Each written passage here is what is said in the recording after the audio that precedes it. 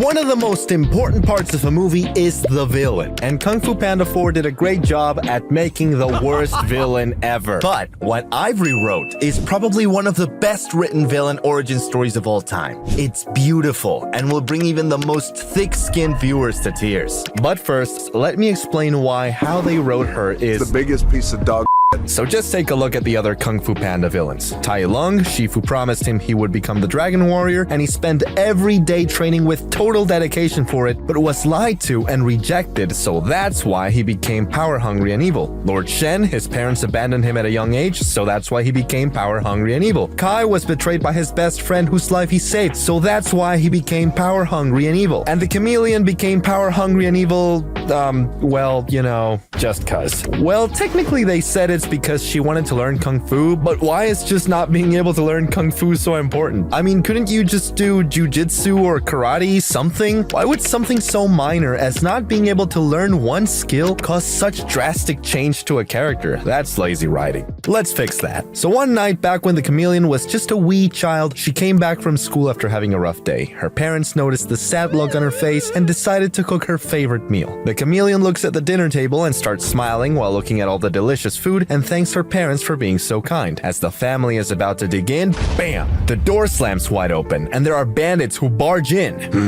That looks delicious. The bandits shove the Chameleon and her family away from the table and start eating all the food. No, we can't let them eat all our food! She tries to stop them, but her father, with a disappointed look, holds her back. When the bandits finish eating all her food, they leave the house. The Chameleon asks her father, "Dad, why didn't we do anything?" Her father responds with, "Look at us, we're just chameleons, what can we do?" "But the Dragon Warriors..." "The Dragon Warrior's a panda, big and strong, he is a fighter, but not us chameleons, we're just not destined to be strong. We just have to accept it and hope they don't come back." Then the Chameleon family keeps getting robbed by bandits day after day, not being able to do anything, and start to starve because they're slowly running out of food. I've only wrote the first part to the backstory. The second one's even better. And this is genius writing already, because in the Kung Fu Panda universe, there are just some animals who were born to fight, like Tigress, Viper, Tai Lung, and a bunch more. Meanwhile, most of the side characters who are useless animals like bunnies, geese, and pigs will never be able to fight no matter how much they practice, being literal sitting ducks their whole life, and always just praying nothing bad happens to them, or hoping that the almighty Dragon Warrior or some other master saves them. As fun as this universe looks, it's actually pretty dystopian when you think about it, and drawing attention to it with the Chameleon gives the audience a whole new perspective on the series, still keeping its originality and freshness even though it was supposed to be over and got greedily extended, and still following the pattern of genuinely broken villains and not evil people who are just evil for no reason. Not only that, but this also happens in real life. We humans may not be born as different creatures, but there are still things assigned to us at birth that affect our lives that we have no control over. Like some people are naturally more attractive, and some people just naturally ugly. Studies show that attractive people are much more likely to find professional success like jobs, promotions, etc., and just have it easier in a bunch of different areas than ugly people. And the fact that ugly people have no control over how attractive they are born as, yet are massively damaged by it, is the sad truth of the world we live in. And teaching this to kids early on is necessary before they find out the hard way, making this movie more than just a movie, but a message with a genuine moral. But the moral isn't just sucks to suck, there's an actual solution to this problem, which leads me to the second part of the Chameleon's backstory. So after she constantly gets robbed, she wants to learn Kung Fu to protect herself and her family from the bandits, but gets rejected from all the dojos over and over and over again because of the same reason I've mentioned. And all the masters laugh at her because she's just a chameleon. Hey look, this chameleon wants to learn Kung Fu!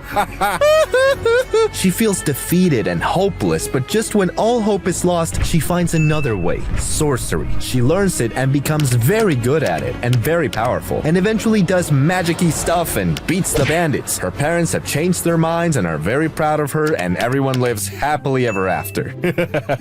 Where's the fun in that? Because after she discovered great power, well, you remember what happened to Kai? Let me continue. So even though her family had just become safe, they still needed more food because most of it had been stolen. It would take quite a while and a lot of effort to make it back honestly, so instead, the Chameleon has another idea. She is going to become the bandit and rob all the masters and Kung Fu dojos that rejected her. her, because the newfound great power got to her head just like Kai, and also the fact that she was constantly ridiculed and robbed. Once again connecting to real life, because studies show that children who are shown empathy usually grow to be empathetic themselves, and children who get ridiculed, abused, and bullied usually become bullies themselves, just like all the anti-heroes you see. It's also important to teach kids that good people aren't just good and bad people aren't just bad, but there are reasons as to why good people are good and reasons as to why bad people are bad. The world is in black and white. And it also gives a new meaning to her name, the Chameleon, because as well as transforming and changing literally on the outside, she also changes mentally on the inside from good to bad, and spoiler alert for the rest of the story, back to good again and bad again and good again. You get the idea. This would make the Chameleon name and character design have a deep artistic metaphorical meaning. Wait a minute, what about her parents, I hear you say?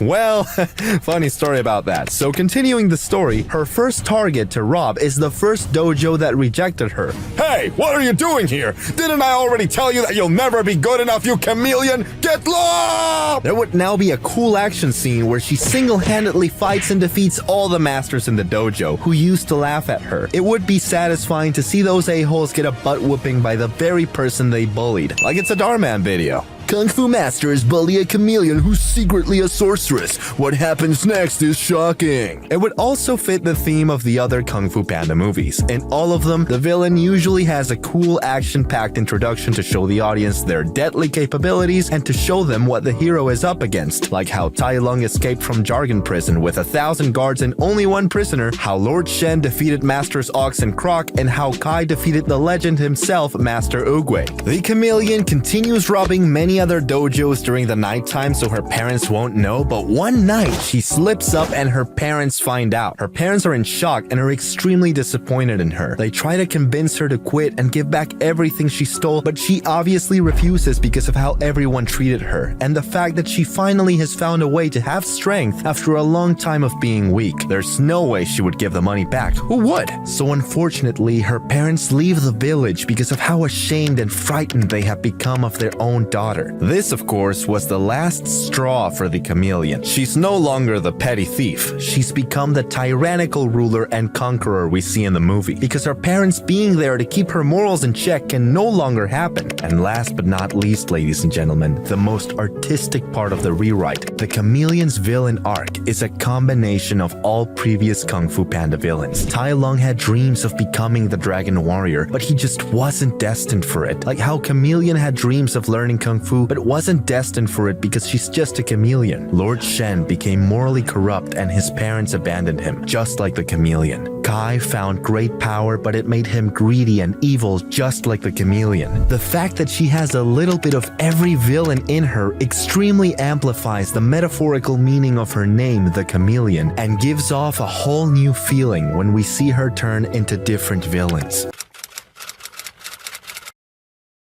Removing the Furious 5 creates some really big shoes to fill, and those shoes were definitely not filled. So I got another masterpiece up my sleeve to fill those shoes, possibly even making it better than if the movie had the Furious 5 themselves. But first, let's start off by looking at some of Zhen's key character personality traits. She steals shit. That's pretty much it. The level of character depth in her is like the depth of a kiddie pool. It's like if I asked a 9-year-old to design a character. Okay, so I have this character who likes to steal stuff, but stealing is wrong just like my mommy taught me. Okay, not a bad start. Why does your character like stealing stuff? Well, you know, just because. Okay, what happens to this character at the end? Well, she stops stealing and becomes a good guy after hanging out with the Dragon Warrior. So, just talking to one person for a few days completely changed the character's entire personality? Yep. See what I mean? Now, usually it takes a lot more than just a conversation to change your entire personality. Also, this lacks an actual message for the kids watching, so here's my version. So throughout the movie, Zhen keeps stealthily stealing things from people without Po noticing, just like some of the stealing jokes we see throughout the film. After Po is gone, after she betrays him, she walks out and sells all the stuff she stole and makes some back. She gets super excited over all the money she stole and feels really proud of herself. She walks out the pawn shop or whatever is the Kung Fu Panda version of that, and she walks up to a shiny looking store with a bunch of cool things she's gonna buy with the money she made, like yummy snacks, cool outfits, etc. Her eyes light up like a typical cartoon character, and as she is about to walk in, she hears a noise from behind. It's a child crying to his mother. "Mommy, my favorite toy car is missing." As the child continues to cry and the mother hugs and comforts him, Zhen is no longer very excited by looking at all the cool things in the store. She slowly starts to walk away from the store, not knowing what to do. And while she's walking, she sees a landlord talking to his tenant. "Rent is due, buddy. Where is it?" "Huh? What? I just kept it all right here under my mat, but it's all gone now. I don't know what happened."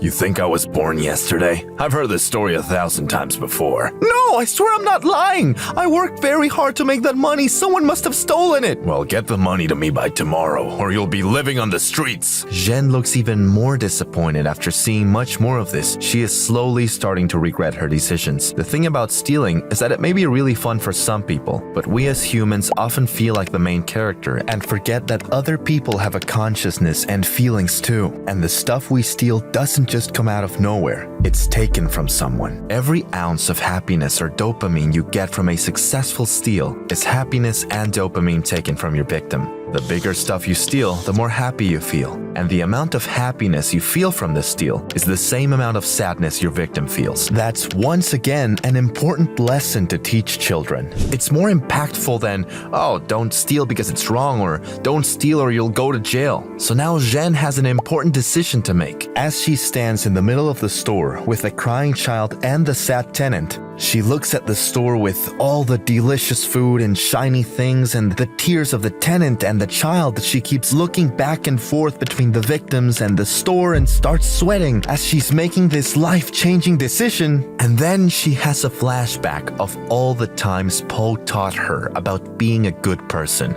and how nice and innocent Po is, and all the inspirational stuff through the movie. When the flashback ends, she is no longer sweating and looks like she's made a clear decision. She deeply exhales and walks into the store. As the audience is disappointed in her decision to continue down the path of evil, she uses all her money to buy all the cool stuff in the store and gives it to all her victims. How wholesome. The greatest part about this is that when she gives all the cool stuff to them, including the crying child, she gets a warm, fuzzy feeling, and it feels much better than the dopamine rush from stealing, just like Master Oogway said. "When will you realize the more you take, the less you have?" This is once again true in real life, because it really does feel good to give and be generous to people. You people watching at home should try it out sometime. So now she felt bad about betraying Po because she's good now, and now it makes sense that she turns on the chameleon and goes and helps him.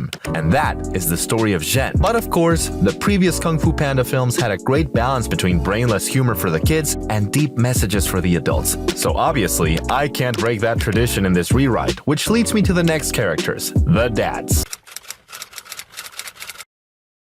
The dads were kind of funny, but still had way too much missed potential. I'm gonna fix the dads using only one word: Shifu. That's right, Shifu. Removing the 5 was bad enough, but removing Shifu was the last straw. Shifu should have gone with the dads on their journey to help Po. Not only would this make their journey even funnier because their dynamic would be similar to Po and Zhen, like a serious kung fu master having to deal with these clowns, this has so much potential. It would also make the movie make more sense because yeah, the dads care about Po, but why would they go on a dangerous journey trying to save him? I mean, they're pretty useless. What could they even do? It would make so much more sense if they took a kung fu master with them. Here are some comedic, funny scenes I wrote. After a long and tiring walk where the two dads and Shifu are hungry and exhausted, it's nighttime and Master Shifu is falling asleep. But Po's father says, "No, Master Shifu, don't die!" This would be a perfect reference to Kung Fu Panda 1, where Po says the exact same thing in the end, highlighting how similar Po and his dad are, and also satisfying the die-hard Kung Fu Panda fans who love references to the older movies. The next scene isn't really a comedy scene, but is still really cool. So after Shifu and the dads enter that shack, the one that eventually breaks, Po's dad does that thing where he pretends to be a kung fu master, and when it fails, instead of the childish ending of the whole shenanigan of the shack breaking, Master Shifu single-handedly fights and beats up all the bad guys in that place. This would be super cool to watch. It would also show why not to judge a book by its cover for the kids, and it would give Shifu importance again, because he must have spent his whole life mastering kung fu, but he barely ever uses it. So this would be be really good for him. Just like that famous quote an ancient martial arts philosopher once said, "What be the purpose of mastering Kung Fu if thou cannot whoop someone's buttocks?" That's totally a real quote, but you don't need to Google it, just trust me. Anyway, so this would be good for Shifu, and it would be a big part of his character development through the film. Well, my rewritten version of his character development that's in a future chapter, about his deepest insecurities that he has secretly hid through the other 3 Kung Fu Panda movies. It would also add to my point of developing different characters to still keep the series' freshness by developing new characters other than Po. But I'll skip that for now because it's funny time. No serious stuff yet. Back to the comedy scenes. So we're still gonna stick to making a lot of references to the original Kung Fu Panda for the reason I mentioned earlier. Up next will be after they continue their journey being hungry and tired, they find a restaurant in the middle of nowhere that almost has run out of food and only has 1 dumpling left. See where I'm going with this? If you did, you're a true Kung Fu Panda fan. And if you didn't, remember that scene where Po fights Shifu for the last dumpling as part of his training? Yeah, that, but with Po's dad. It would have similar stuff too, like the shuffling and everything. And one of my favorite parts of this chapter, after Po's dad and Shifu are having an intense battle for the dumpling, instead of either of them winning, Ping the goose just eats the dumpling out of nowhere. This would be very surprising and unexpected because the audience would expect Po's dad to win, but to completely shatter the audience's prediction is peak comedy. And of course, we can't forget, before this scene when they look at the menu of the restaurant, they see that it's blank. And you know where I'm going with this. We could also have a scene where Po's dad makes fun of Shifu just like Po did with the noodles and the cups at the restaurant while Ping is watching, and then Shifu is right behind him just like the original. And speaking of Shifu, guess who we're fixing next? That's right, you guessed it. Master Shifu had great character development in the first movie. He trained a talented student who sadly became evil and has been grumpy and strict towards his other students since. That's a great backstory, nothing there to fix. But that was in the first movie. After that, Shifu hasn't really developed since then. He's just been the NPC who keeps sending the main character on quests. DreamWorks just straight up just said, "I don't want to play with you anymore."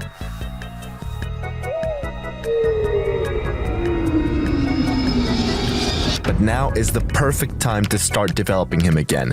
Because, like I've mentioned, we need to develop new characters so the series doesn't get old. To be honest, Shifu's life after the first movie is actually really depressing and absolutely horrible. Sure, it looks cool, but think about it. He finished training the Dragon Warrior, and also Po is now the spiritual leader and trains the 5, who aren't even there anymore. Shifu does literally nothing anymore except be an NPC. He doesn't have a wife, a child, any sort of even distant family. He doesn't have a career except for just sitting around in the Jade Palace waiting for something bad to happen just so he can tell Po to go fix it. He doesn't even have his master who raised him and trained him. He doesn't have any hobbies he likes other than Kung Fu, which he never does, and meditation, which is honestly the most boring hobby I can think of if that's the only thing you do. Shifu's life is purposeless. This is terrible. No way can he just keep living like this. Instead of drawing attention or fixing this in Kung Fu Panda 4, they just make him an NPC again who for the 3rd time has no purpose other than sending Po on another damn quest. Enough is enough. I'm gonna fix this and give Shifu the credit he deserves and a purpose again. And so all the Kung Fu Panda fans who love Shifu can finally get what they want to see. So I've already mentioned before that Shifu has a cool action-packed fight where he single-handedly beats all the bad guys in that tavern. You see why I added that part now? Because everyone would love to watch a strict, uptight character have cool action scenes that would be so unique and fun to watch. But I'll describe that more later in the video. And that tavern part is nothing. What I have planned next will for sure make Shifu your new favorite character if he isn't already. But let's start from the beginning. How did Shifu first become aware of his uselessness? It was just an average day and Shifu was walking back from the Jade Palace. He sees a kid crying and telling himself, "I'm not good enough, I'll never be like the masters in the Jade Palace." Master Shifu, with his wisdom, sees his opportunity to teach him the lesson we learned in the first Kung Fu Panda movie when the scroll was blank. There is no secret ingredient, just be yourself. himself. As Shifu is walking up to the child, about to bestow his wisdom, someone else walks by and says to the child, "Hey there, kiddo, don't you remember what Po said? Be yourself. You don't need to compare yourself to any master or anybody at all." The kid feels a little better. Master Shifu doesn't really feel that bad yet because the kid did feel better and that's what he wanted, even though he wasn't the one to do it. So he continues walking and sees another group of people playing soccer, or football for you Europeans. He sees an excited, joyful look on all the players' faces as they continue to play. Shifu wants to join in, but he can't play because of his broken hip that Tai Lung broke in the first movie.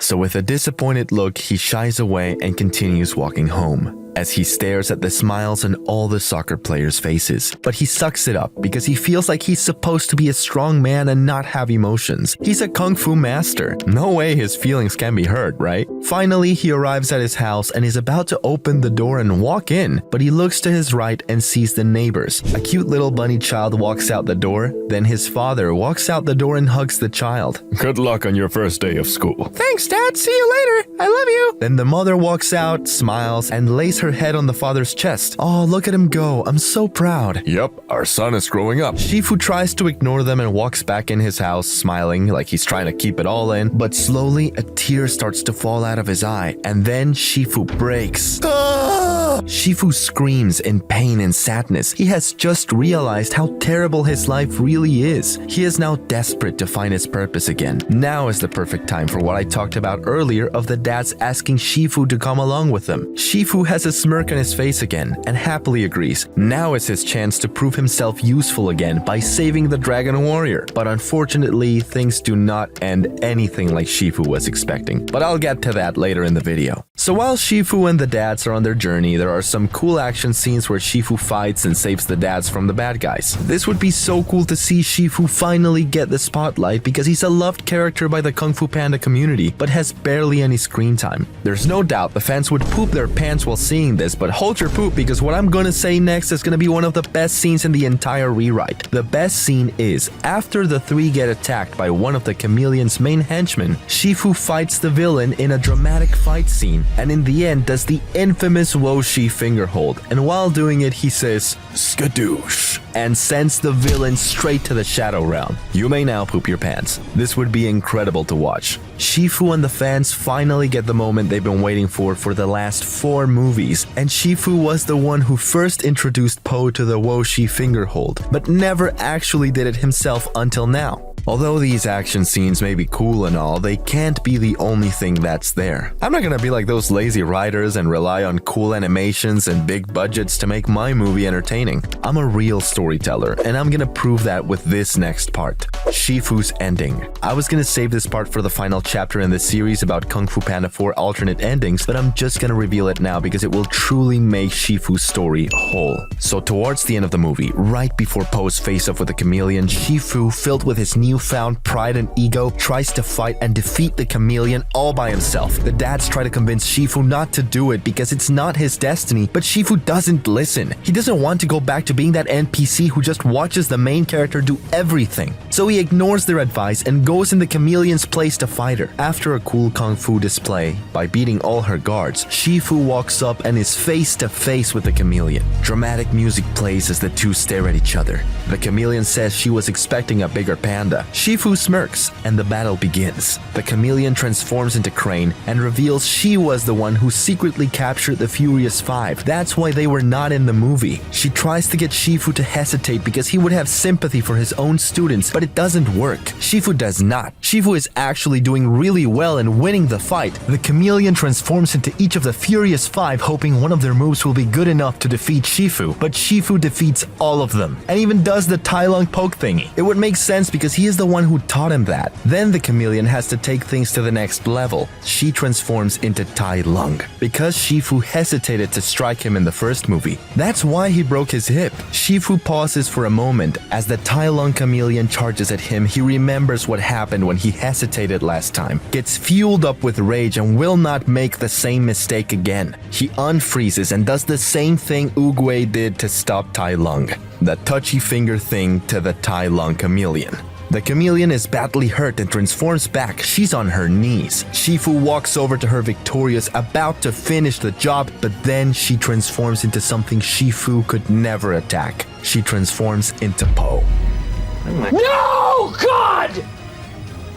No, God, please, no! No! How could Shifu ever attack Po after what they have been through together? Shifu hesitates and the Po chameleon belly bumps Shifu into the wall. Shifu, after being hit and badly hurt again, barely being able to move with a disappointed look, realizes how foolish he has become and deeply regrets everything. The chameleon slowly and dramatically walks towards Shifu to finish him off this time. How the turns have tabled. The chameleon grabs Shifu and does the Wo Shi finger hold. Shifu closes his eyes, smiles, and says, "I'm coming, Master Oogway." Bam! A metal bowl is thrown at the chameleon's hand to stop her from doing it. They both turn around in shock and see it's Po. Po finally arrived to fight the chameleon and saved Master Shifu, just like what happened in the first Kung Fu Panda. But first, Po runs out of breath and complains about going up too many stairs. The chameleon says, "Who are you?" And the same stuff happens that happened with Tai Lung.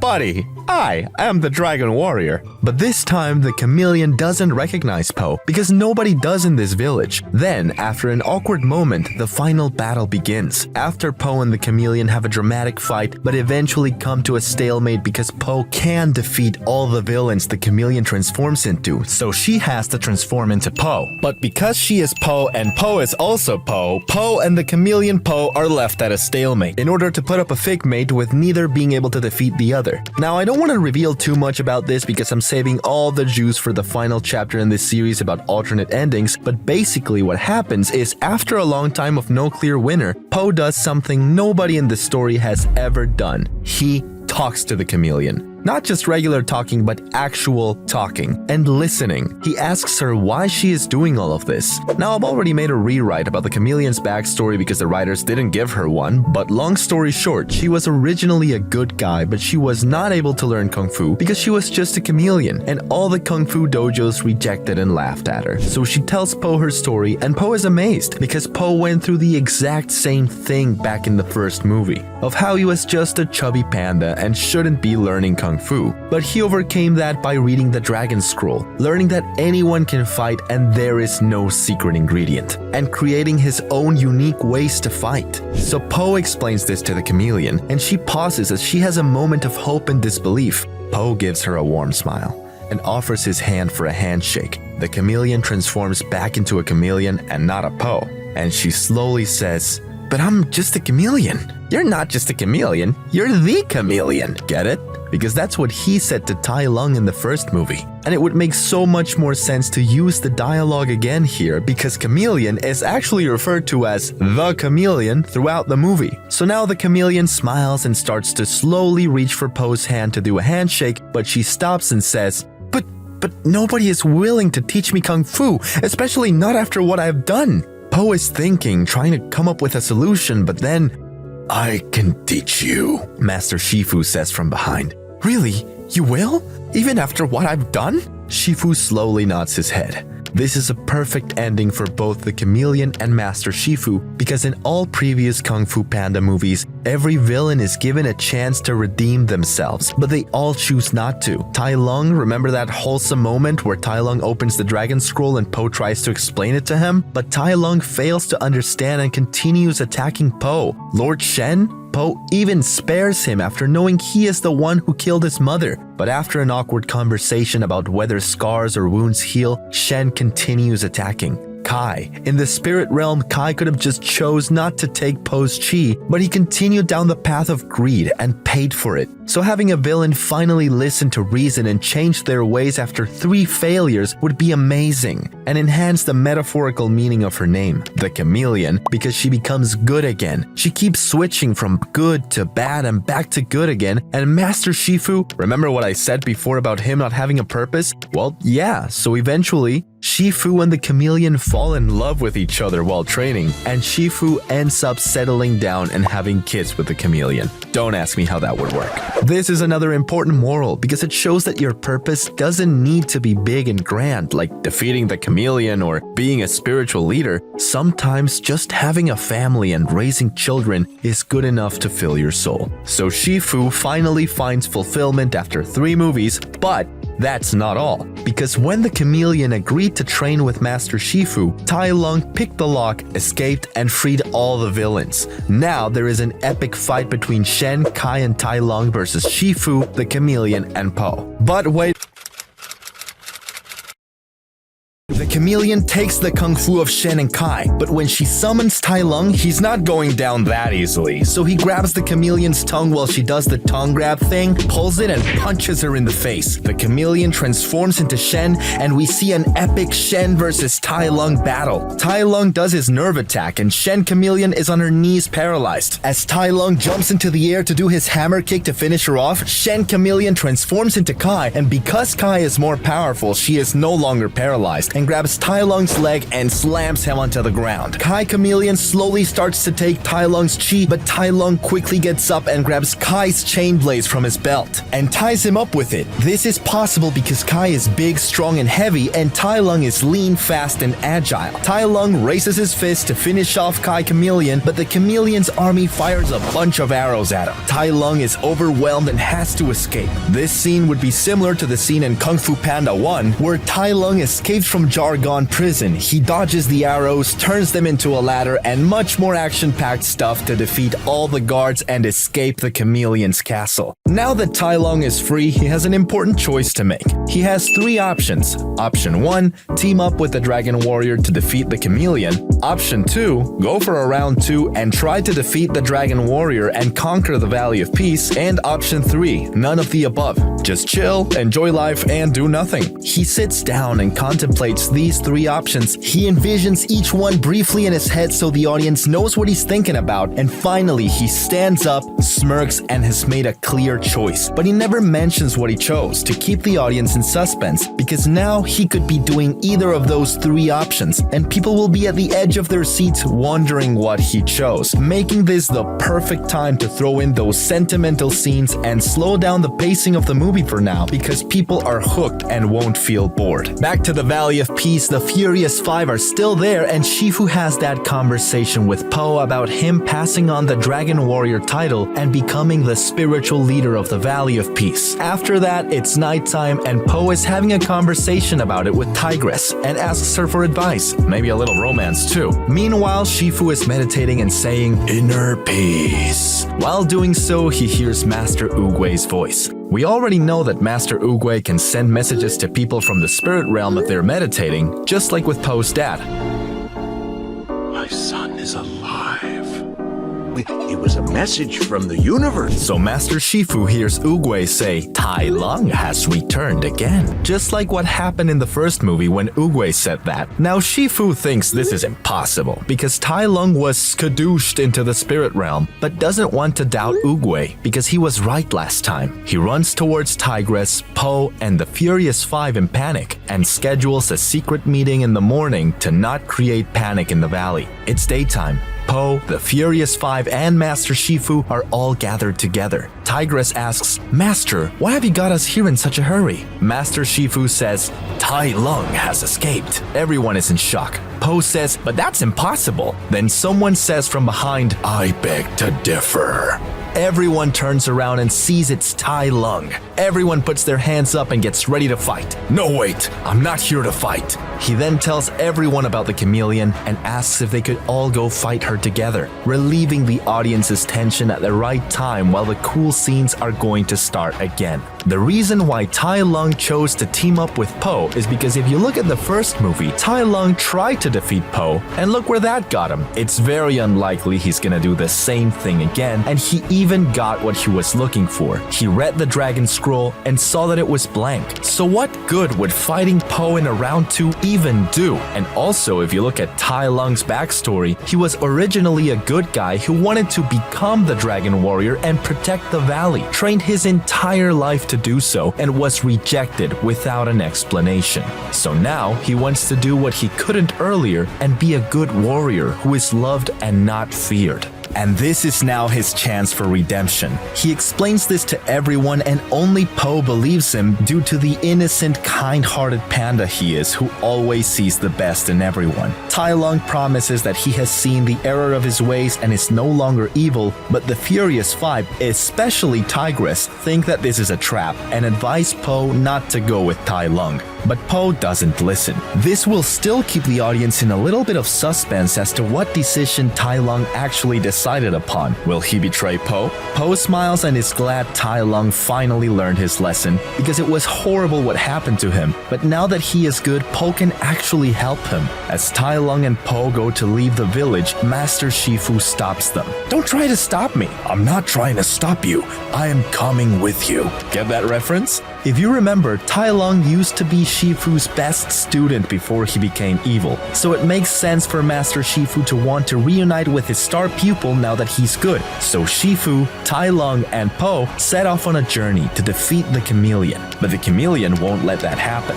Cut to the Chameleon's castle, she is sitting on her throne as a big, giant, monstrous creature covered in a black robe hiding his face walks in and says, Your Highness, I've found Tai Lung. He has teamed up with the Dragon Warrior to try and stop you. "Perfect. All is going according to plan. You know what to do." The robed monster nods his head and leaves the castle.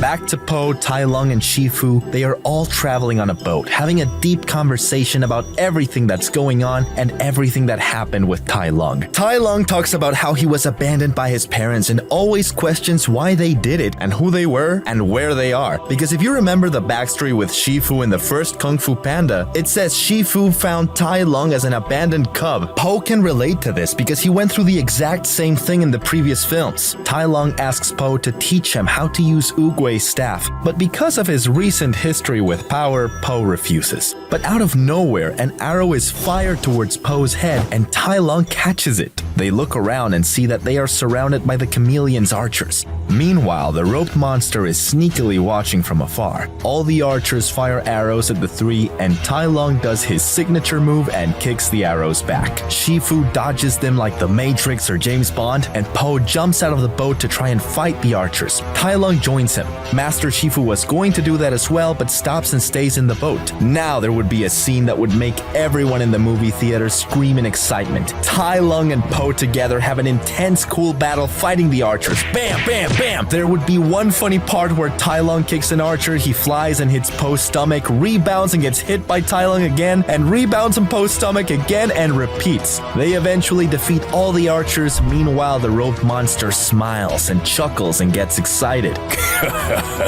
Good, perfect. This is perfect. This will recreate the mystery and suspense. It will make the audience wonder why he felt so happy after watching his men get beat up. Back to Po and Tai Lung. After the archers are laying down and knocked out, Po exhales and laughs. Well, that was exciting. Tai Lung raises his hand to finish off the archers, but Po stops him. No, you can't do that. Why not? They tried to do the same thing to us. But they can't anymore. They're knocked out. So? You wanted to be a good guy again, right? Well, part of being a good guy is forgiving. And these people have families too, who care about them. But they are our enemy. Well, you were my enemy, and I forgave you. Fine, I'll forgive them. This shows Tai Lung's slow character development, because in the last movie, he was pretty egotistical, but now that he has learned the error of his ways, he is now more open-minded and willing to listen to others, and the fact that he was shown forgiveness himself has really opened up his heart. But of course, there is still much more work to be done to turn a complete villain into a hero, which will slowly happen through the rest of the movie. They get back in the boat where Master Shifu was sitting down. Tai Lung says, Master, how did... Pathetic! I am disappointed in both of your performances. performances. You didn't work together. You two just kept doing your own thing. Master Shifu then gives a long explanation to Tai Lung and Po about how they could have been better by working as a team, because Shifu has learned from his mistake he made with Tai Lung and knows why not to praise his students too much. Shifu stops the boat and tells both of them to get off as they need training. Why, Master Shifu? We just kicked their butt. That's not important. You were lucky there weren't more of them. What if there were more butts to kick? You would be dead if you keep fighting like this. This is just a start. If the Chameleon is really like Tai Lung says she is, then things are going to become a lot deadlier the closer we get to her. Po and Tai Lung agree and get off the boat to begin their training. This is foolish. She gets stronger every day, and so will you too. Now both of you, imagine that tree is an enemy. What will you do? Tai Lung and Po both look at the tree, and Tai Lung punches it and the tree breaks. Master Shifu smacks Po from behind. Ow! See what I mean? You're not fighting as a team. You both focused on the tree and competed for who could hit it first, but left each other's backs vulnerable. Let's try that again. Imagine that rock is your enemy. Tai Lung goes to kick the rock while Po stands right behind him watching his six, and Tai Lung breaks the rock and Po blocks Shifu's punch. Well done. It's great to finally learn from you again, Master. Let's do this again. Tai Lung and Po get ready, but Master Shifu is nowhere to be seen. They look around on high alert trying to find him. After a while, they realize it's not part of the training. Cut to Master Shifu alone somewhere in the woods. Where am I? Who are you? What do you want from me? You're my warm-up. The rope monster says as he has a big smile. Master Shifu and the rope monster have an intense battle, and Master Shifu begins aggressively striking the rope monster, but he easily blocks all Master Shifu's hits like it's no big deal, and even yawns in the middle of the fight. The rope monster says, "Okay, this is getting boring," and strikes Master Shifu's hip. Master Shifu falls on the floor. "How did you know I have a broken hip? Who are you?" The rope monster smiles and doesn't respond. He grabs Shifu and the screen turns black. Now back to Tai Lung and Po. We have to find Master Shifu. We'll go to the Chameleon's castle. They must have kept him there. Po runs to get back to the boat, but Tai Lung hammer kicks and destroys it. I have a faster way. Tai Lung sprints really fast with Po on his back. Now, unfortunately, I am not DreamWorks and I can't do this for the entire movie. This video was just to tell you the concept of what would happen if they had Tai Lung, and I think you got it. So I'll just skip to the end because, like I've said, this is expensive and I don't have enough money, which, by the way, you can solve by joining my Patreon so I can make more videos, longer videos, and upload more often, and you'll get these benefits. Anyway, the Tai Lung rewrite ends with an epic battle between Tai Lung and Po versus the Chameleon and the rope monster. They use Shifu's training and find creative and cool ways to work together, like Po grabs Tai Lung and throws him at the Chameleon super fast, or Tai Lung uses Po's stomach as a trampoline and bounces off him and goes high in the air so his hammer kick is more effective. Tai Lung grabs Po and swings him at the rope monster like he's a weapon. This is a good combination because of Tai Lung's enormous strength and Po's enormous body mass can make a deadly combination. After some intense fighting, Tai Lung and Po both injure the Chameleon and rope monster. While both the Chameleon and the rope monster are down and beaten, Po walks up to the Chameleon and Tai Lung walks up to the rope monster, and both Po and Tai Lung together do the Wo Shi finger hold on the Chameleon and the rope monster. They look at each other, smile, and at the same time they say skadoosh and send both of them to the spirit realm. They free Shifu, who was tied up in a corner, and again Master Shifu says that was disappointing and they need to do better, and corrects their techniques. They all laugh and head back to the Valley of Peace, where Po decides to make Tai Lung the next Dragon Warrior. This would make so much sense because Tai Lung has redeemed himself by saving Po's life and helping him defeat the Chameleon, proving he is now a good guy. It would also give the fans who sympathize with Tai Lung what they want to see by making his story complete. He finally becomes the Dragon Warrior he's wanted to be for so long. He trained every day for this, but was rejected without even being given an explanation by Oogway, and obviously everyone felt bad for him. It'll be relieving to see him finally get the justice he deserves. But of course, no movie is complete without a post-credits scene, so after the credits, we see the rope monster and the Chameleon enter the spirit realm. They float up to Master Oogway. the rope monster takes off his robe and we see that the rope monster is Tai Lung's father. Master Oogway says, "You two have done well. Your son is finally at peace." The chameleon transforms into a female snow leopard, implying that she is Tai Lung's mother. It is revealed that Master Oogway had masterminded this entire thing because in the first movie, he let Shifu train Tai Lung and fill his head up with dreams, even though he knew that he wasn't gonna be the Dragon Warrior, and intentionally didn't give him a reason for his rejection to make him evil, so Po can grow as a character by training to fight him. Everything that happened through the entire Kung Fu Panda series was all part of the all-wise, all-seeing Master Oogway's plan for the Valley of Peace, so that Po would eventually go through that entire journey and be ready to defeat the main villain, Kai. Once he did, Master Oogway's plan was complete.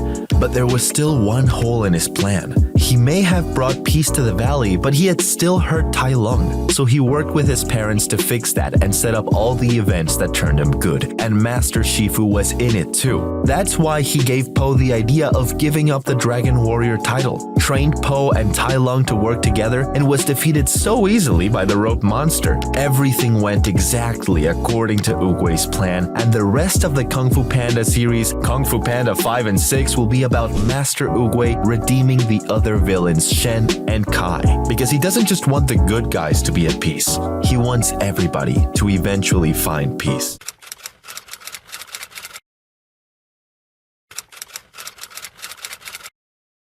What happened to villains with genuine backstories and motives? Is real storytelling dead? Unfortunately, the answer is yes. But I'm gonna save it, because I wrote a spin-off for the Doom Syndicate villain. Yo, what is this disgusting random-ass character design? We need to fix that immediately. Thank God, that's so much better. Now, where were we? This is the tale of how an innocent man went from being too kind-hearted to tell even a white lie to wanting to take the lives of billions of people. This is the tale of Gale that will make you look at the Megamind franchise in a whole new way, and possibly turn Megamind 2 from a soulless cash grab to an eye-watering masterpiece. Now, why is this villain really evil? They literally never bother to give us a genuine reason. Like the previous villain, Titan had a pretty good reason, but Gale is just an empty, bland character, like British food level bland. I'll fix that by giving her a genuine backstory and motive. They mentioned that she used to be a weather reporter, but got fired by Roxanne Ritchie. You got yourself fired because you never got a forecast right. Not to mention turning evil and throwing lightning at everybody, Gale. Let's build more on that. So the movie starts off by showing Gale being super excited for the interview for his new job as a weatherman. We get a shot of his room as it's filled with a bunch of weather-related things like drawings, math equations, forecasts, etc. and a big poster of Roxanne Ritchie, which will be important later on. He looks in the mirror and rehearses his lines with great enthusiasm, gives the Roxanne Ritchie poster a kiss, and darts out of his house to head for his interview. He arrives to the station and the interview begins. The interview asks, "Why do you want to be a weatherman?" Gale says, "I've always been extremely passionate about weather. Most people don't think much about it, which is surprising because it's the most fascinating thing on the planet. Sometimes it burns and scorches, freezes and snows, blows with might and pours with fright. Entire civilizations flourish or perish because of it. Weather makes the difference between happiness or horror, full bellies or famines, life or death. And I want to dedicate my life to studying it." The interviewer is very impressed and tells Gale, "You're hired." Gale jumps up in excitement with a big smile on his face and yells, "Hooray!" But little does he know, getting hired was the worst thing that could have happened to him. You'll see why later in the story. Gale wakes up the next morning ready for his first day at work. He drinks a bunch of coffee and jumps in his car and arrives at the weather reporting station. He jumps out and enters as everyone kindly greets their new co-worker. He is handed some files and immediately gets to work. He's at a whiteboard drawing stuff and making calculations as to what the weather will be by analyzing the data. He gets exhausted but drinks a coffee and continues working because he wants to make a good impression at his new job. After finally finishing, he circles a number 5% on the whiteboard. Whoa! How did he finish so fast? We're ahead of schedule now, and it's only his first day. Everyone is very impressed with him, and he gets a round of applause. He sheds tears of happiness as they all clap, and he loves his new job he's wanted for so long. He also has a daydream that Roxanne Ritchie is one of the people clapping for him. Now he's rehearsing before it's time to get the broadcast. He says, "Ladies and gentlemen, after analyzing the cloud formations and comparing them to previous ones, we have concluded that there is a 5% chance that it will rain tomorrow." Everyone laughs at Gale. He looks confused. A coworker says, Oh, didn't realize you were serious. Sorry, we forgot you're new here. "What do you mean?" Forgot to tell you this, but you never say the actual percentage of it raining. You always say it's higher than it actually is, so if it's 5%, you should say it's 20%. Why on earth would I do that? He's really clueless. Because if people expect it to rain but it doesn't, then people won't mind. But if people don't expect it to rain and it does rain and it ruins their picnic, then people are gonna get mad at us and our ratings will drop. So you want me to lie to everyone because of our ratings? Isn't lying wrong?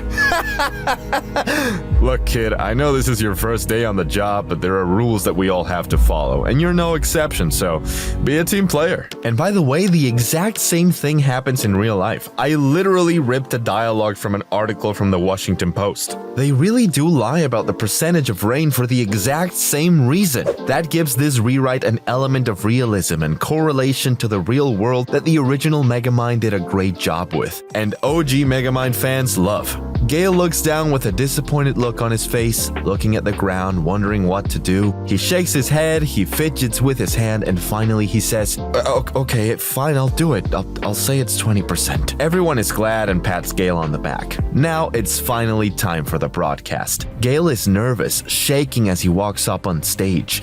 We are live in 3, 2, 1. Ladies and gentlemen, after analyzing the cloud formations and comparing them to previous ones, we have concluded that there is a 5% chance that it will rain tomorrow. The whole crew is disappointed, but they can't do anything about it because it's live. When the broadcast ends, everyone is giving Gale mean looks as he has an embarrassed face, not being sure if he made the right decision. The room stays pin-drop silent for a while to increase suspense. Then finally, the silence breaks and the door opens. And the person who walked in is Roxanne Ritchie. "Go to my office. We need to talk," she says. Gale and Roxanne enter the office together. "I'm a huge fan of your work, Miss Ritchie. I wish I could say the same about you.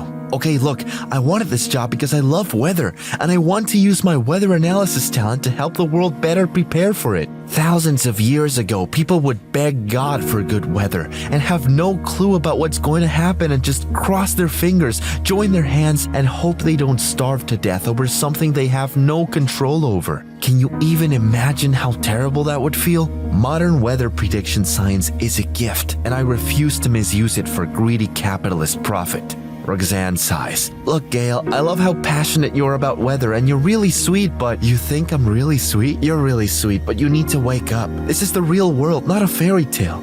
We need to sometimes lie to people so they would continue to watch us. Otherwise, we won't have any money, and all the people who you love working with won't have a job anymore. They have children they need to feed. If we don't lie, we won't get views. If we don't get views, we won't get money. And if we don't get money, every hardworking man and woman you see over there will go home and tell their families they can't afford dinner tonight. That's how the real world works, whether you like it or not. So wake up, be a man, go on the broadcast again and tell them we made a mistake and it's 20%. Gale feels bad and regrets his decision. He feels he was just being childish, so he slowly nods his head. Roxanne smiles and says, "Thank you." Gale and Roxanne walk out of the office. "All right, people, let's go live again." Gale walks up to the stage as he now has the most important decision of his life to make. Listen to Roxanne and get the girl of his dreams, or stick to his morals and principles and do what he knows is right. Every step he walks up, his heart beats harder and harder. He feels as if it could burst out any second. When the two things one wants most in the world cannot coexist with one another, only then shall you see the true strength of one's character.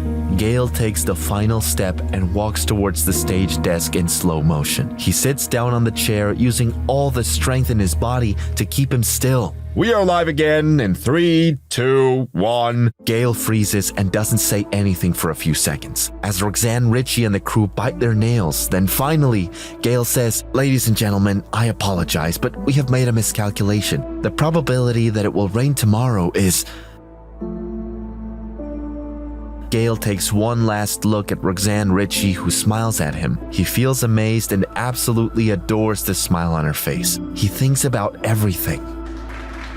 But there are rules that we all have to follow, and you're no exception, so be a team player. And you're really sweet. Every hardworking man and woman you see over there will go home and tell their families they can't afford dinner tonight. Modern weather prediction science is a gift, and I refuse to misuse it for greedy capitalist profit.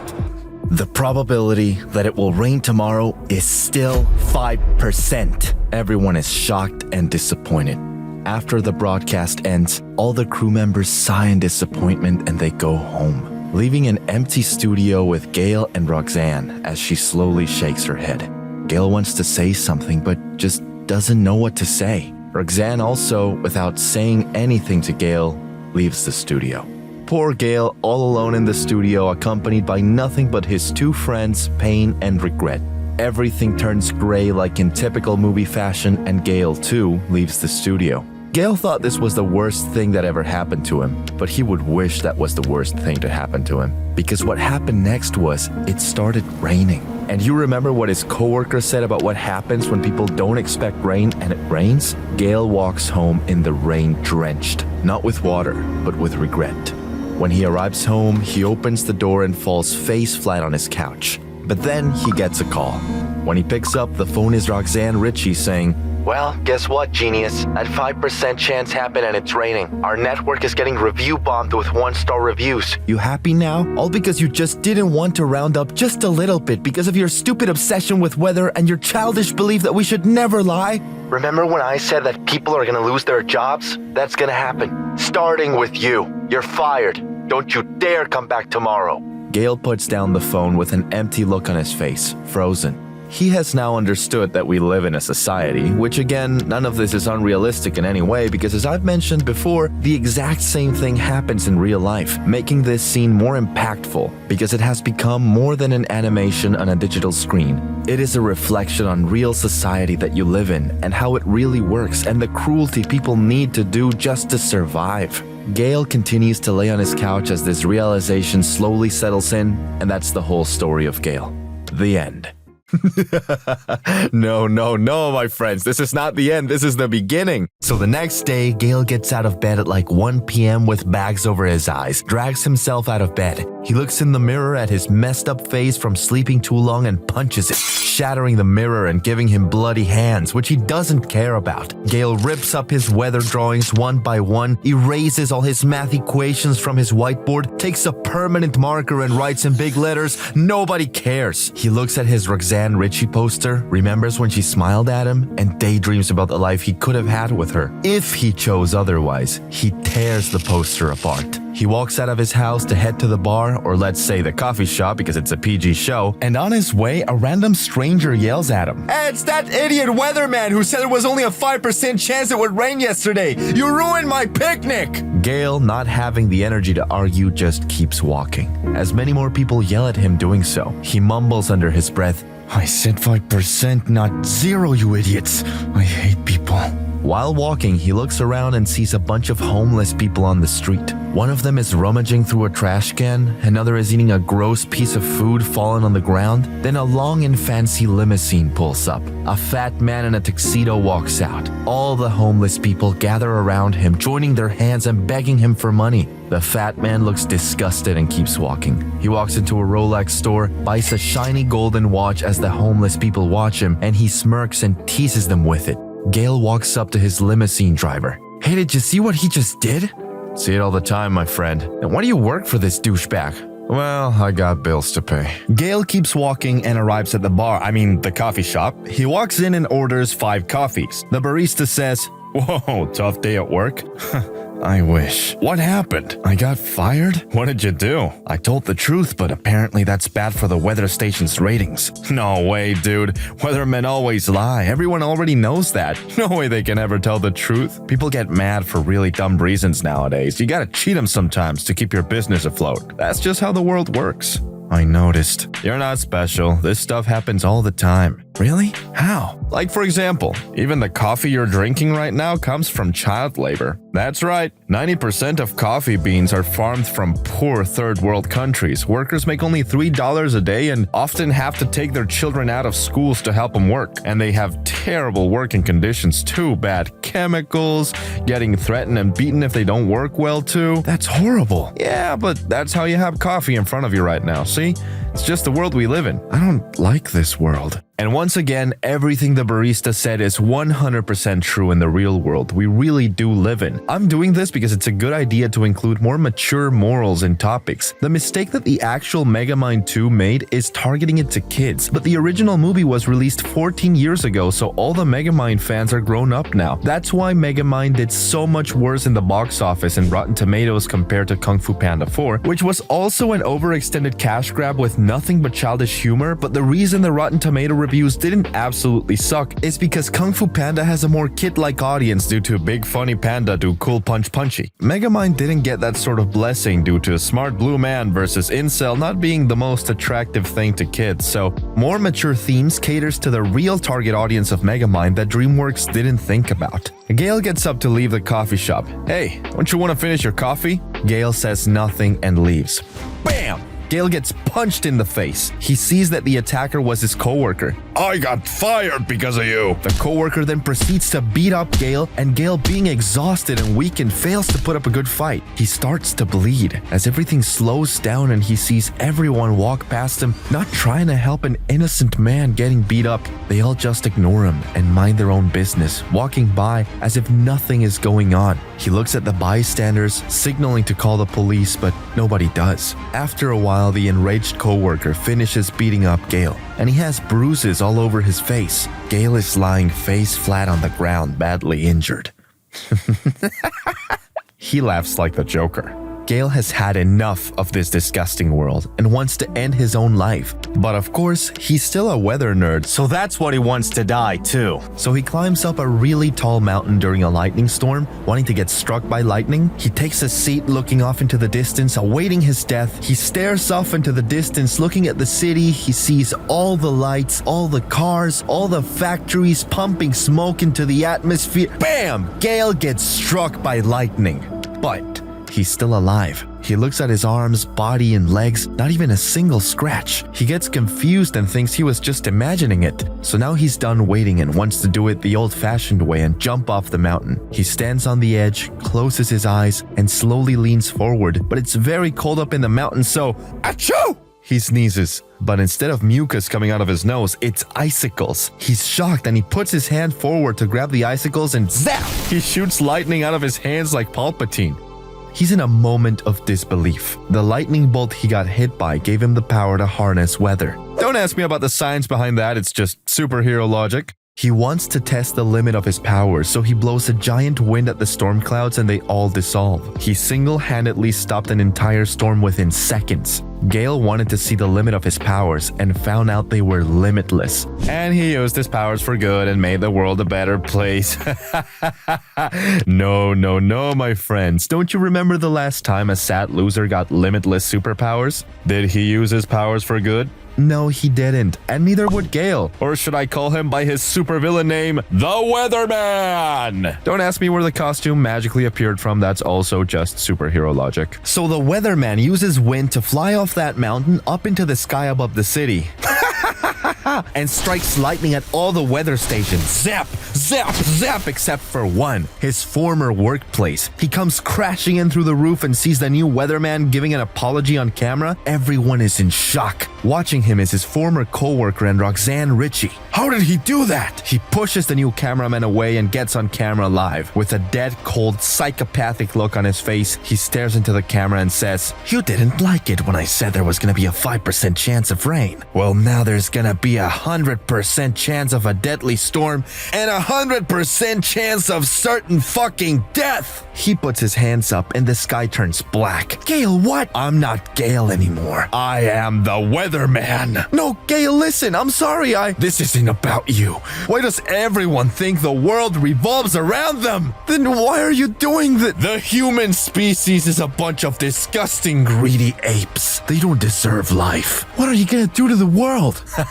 "You'll see." The weatherman flies back into the sky and back to the mountain he was at earlier, puts his hands up in the air and keeps making his storm bigger and scary lightning flashes out, but the world isn't giving up that easily. American fighter jets fly towards the weatherman and prepare to launch missiles, but the weatherman uses the power of wind to crush all the jets into a ball. Then an army of tanks approaches him and he controls the lightning strikes in his storm to hit and destroy the tanks. A giant warship sails at him in a sea next to the mountain. The weatherman makes it rain really heavily on the warship, as well as creating a huge fog around it, making the people manning its guns unable to get a clear shot at him. Then he again blows an enormous blast of wind to tip the warship over and sink it. A new wave of tanks is set at him, but this time, we've used our smartest species on the planet's intelligence to adapt and improve. This time, the tanks have a rubber coat on their armor. Because rubber is immune to electricity, the lightning strikes were ineffective.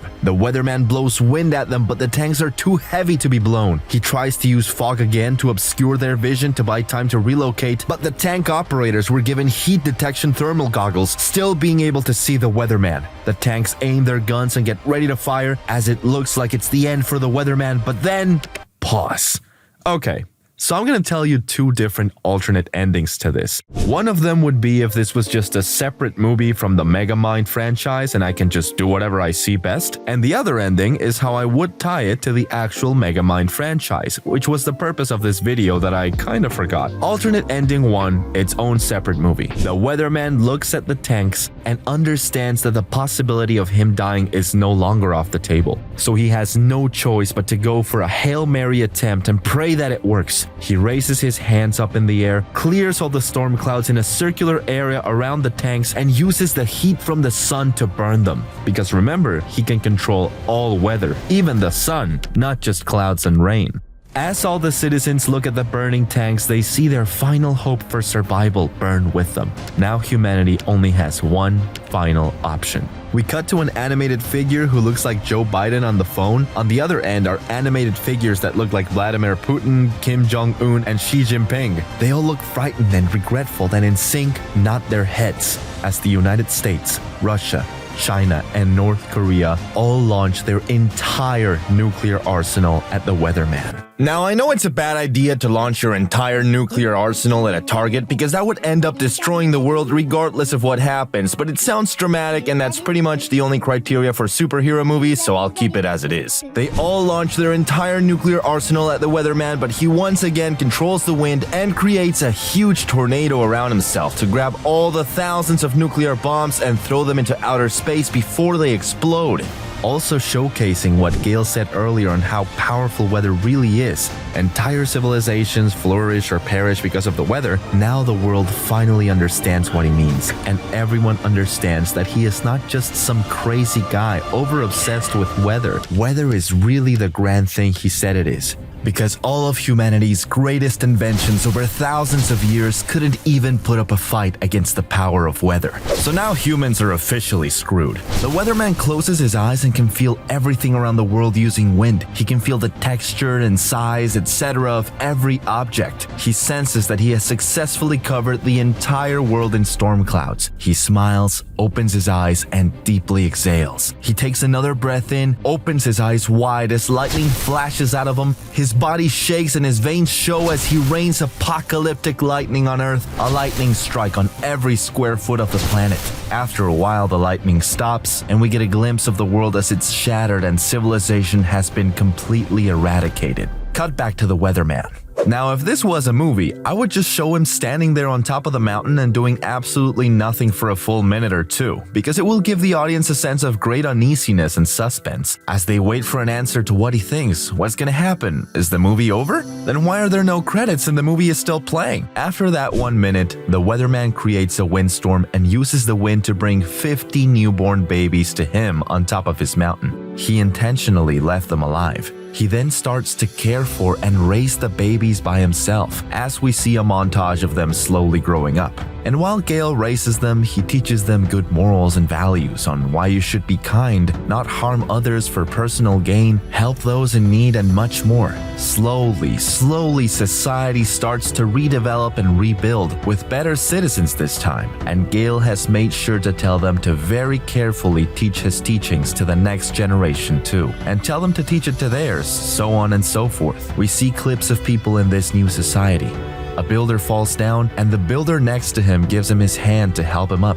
A child is playing when he accidentally knocks over a pillar and it's gonna fall on him, but a stranger stops the pillar.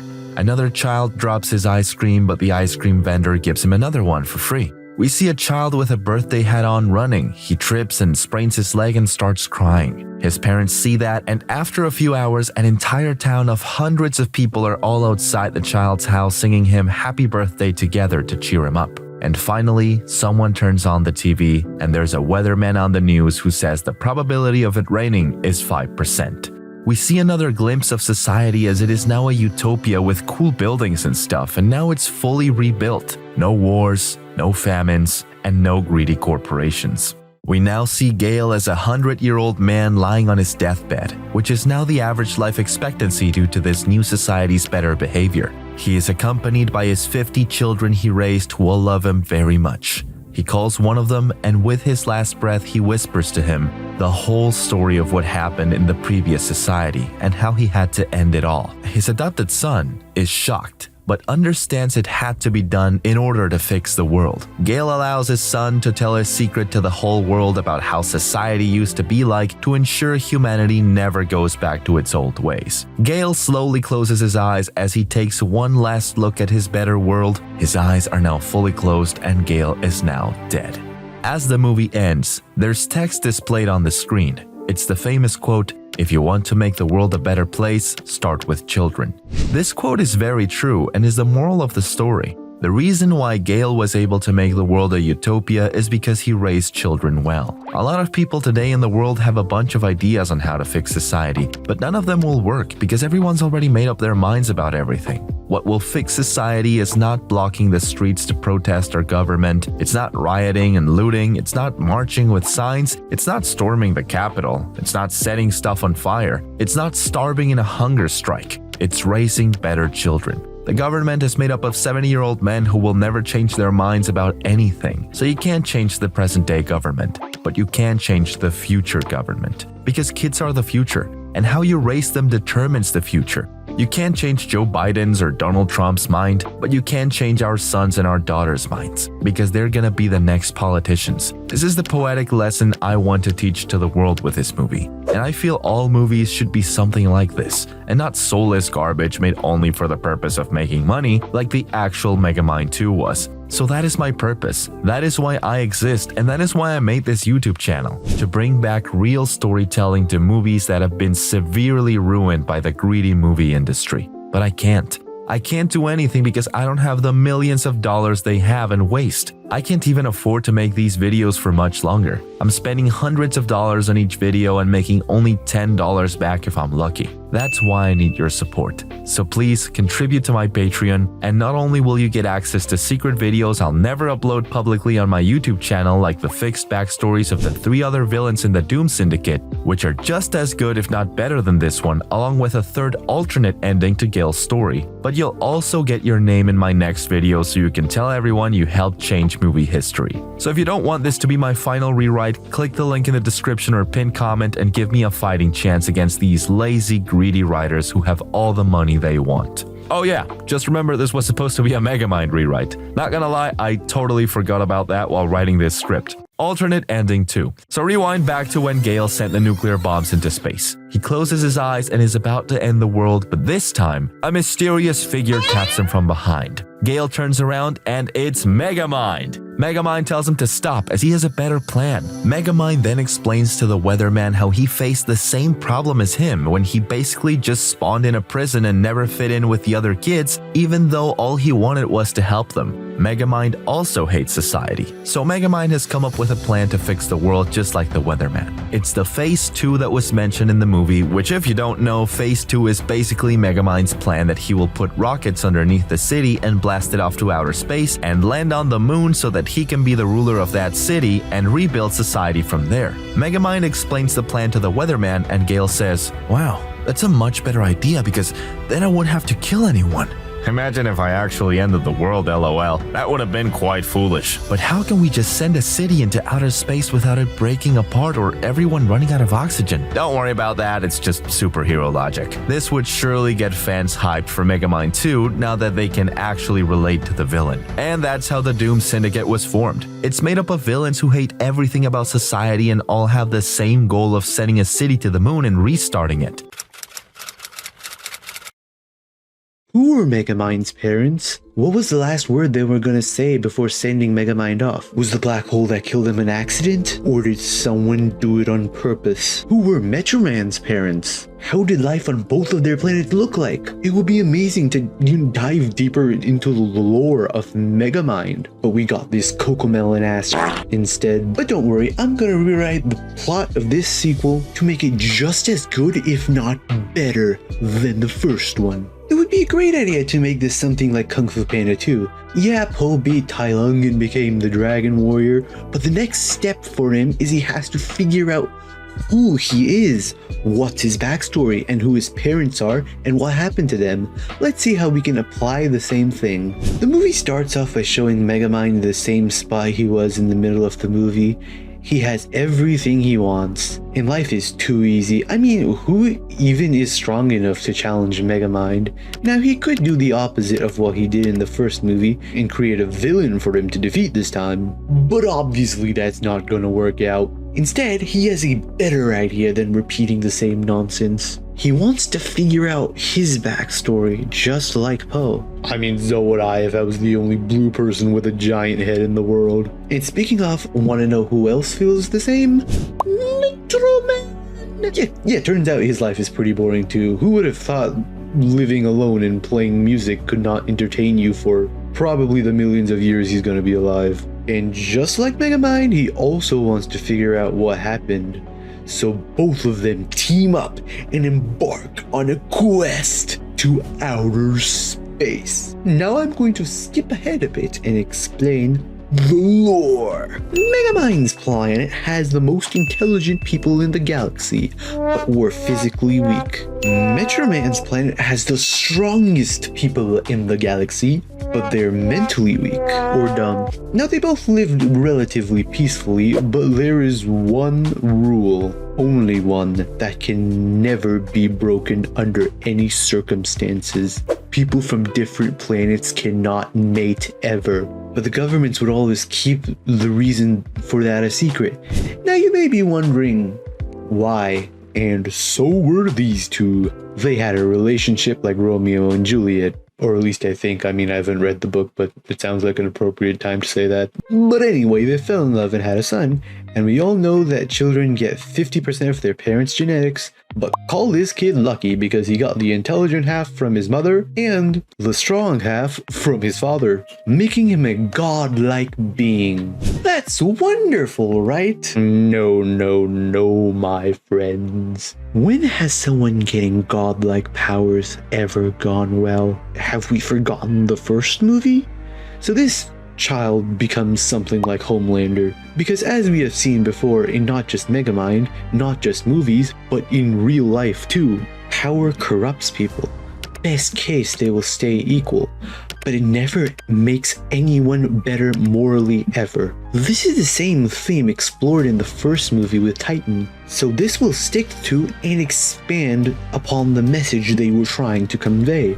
So this new guy, let's call him Megamind. Megamind has a superiority complex and thinks he's the best guy to rule both worlds. So he says, "Let me be the ruler." Everyone says no. He says, "Pretty please." Everyone says no. "But it would make me really happy." No. "Okay, fine, I'll just do it the boring old-fashioned way and overthrow the government." So he combines his super intelligence with his super strength and... Pause.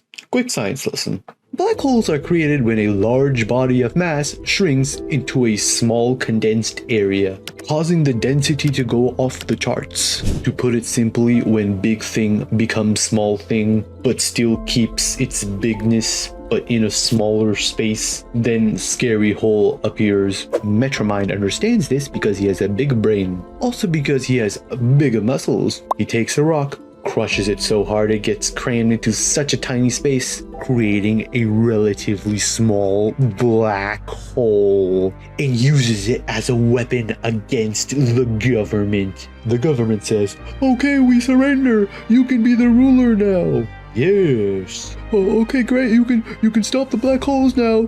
Oh yeah, I'll just do that." "Okay, great. Please do so." Yeah, please do it quickly. People are dying." "Yeah, well, shit." So apparently Megamind did not think far ahead enough and had no way to stop the black holes, so they just proceeded to destroy the entire planet. Don't you just hate it when you accidentally wipe out your entire species? So it is now at this moment where Megamind's parents send him away as Megamind destroys their planet. And that final sentence they said was, "You are destined for vengeance," or something like that. Now the movie plays out as I mentioned in the start. Now I'm not going to get into specifics, but you get the general plot of it and how things would go. Megamind and Megamind have to fight this new villain together, which will be a very difficult task because of how powerful he is. Once he hears the story that there's another planet with life called Earth, Megamind immediately gets excited and wants to conquer it because he's been living alone ever since, but two heroic individuals stand in his way. This will push both Megamind and Megamind to their limits, fighting such a powerful foe who has both their powers, forcing them to figure out ways to work together and combine their abilities, which is the only way they can put up a fight. This will lead to cool inventions Megamind would have to invent to enhance Megamind abilities. And in the end, Megamind and Megamind understand Megamind's weakness is his arrogance, ego, and rush to quickly win, as displayed previously. They take advantage of this in the final battle when Megamind floats up into space right next to Earth to fight Megamind alone. Megamind knows that Megamind is physically weak, as I have explained earlier, and cockily, with overconfidence, flies to punch Megamind without keeping his guard up. Megamind takes off his watch and it was actually Megamind all along, using Megamind's shapeshifter we saw in the first movie. And Megamind punches Megamind in the face with the element of surprise. Megamind flies back and is injured while Megamind laughs at him. Ha ha ha ha ha. Megamind charges at him again, but Megamind keeps flying right and left, dodging his charges, and continues laughing. Ha ha ha ha ha. Infuriating Megamind even more. Megamind takes advantage of this by saying, "You haven't used your special power yet. Were you really able to create black holes, or were you just making that up?" "Of course I can." "Oh yeah, that's right, I forgot. The only strong part about you is your hands. Everything else is weak. If you can crush this rock right here with your teeth and create a black hole, then I'll admit you're really strong." Megamind throws Megamind the rock, and even though this is a bizarre request, Megamind is blinded by his ego and rage and complies. But when he crushes it with his teeth, it turns out that there was secretly a dehydration cube with Megamind in it! And because only his outside is strong and durable, there is no special protection for his insides. Megamind expands and explodes Metromind's head from the inside. I just came up with the greatest plot twist in the history of cinema for Megamind 2. And spoiler alert, it involves the return of Metroman. But first I'll explain the first plot twist first. That will lead up to the Metroman plot twist. So if you were unfortunate enough to watch Megamind 2, you would know that Megamind was a good guy in this movie. I mean film. Because I read somewhere that saying film instead of movie will make you sound smarter. Throughout the entire film, Megamind kept pretending to do evil stuff to prove to the Doom Syndicate he was still bad, or they will kill him. Now the basic fundamental to writing a good plot twist is what is something the audience is like for sure thinking about through the entire movie, not just some people, but everyone, and not just at some points, but like throughout the entire movie. And then suddenly show them that what they were constantly thinking is wrong. Before I get into applying that to Megamind, let's take a look at a genius example. Starting with the OG of plot twists. In Star Wars, the audience was fully set to believe that Darth Vader killed Luke's father. That was like his character arc, and we kept thinking Luke was gonna like avenge his father. That's why he wanted to kill Vader. And we were rooting for that too. So when we not only think about something, but also put our emotion into it as well by rooting for him, and then surprise, surprise, that's a huge smack in the face. If Luke never really cared that much about avenging his dad so badly, do you think it would have still... This would not have been as big of a smack, because the audience won't really be thinking about it throughout the film. Now let's apply the same trick to Megamind 2. What is the audience thinking throughout the film?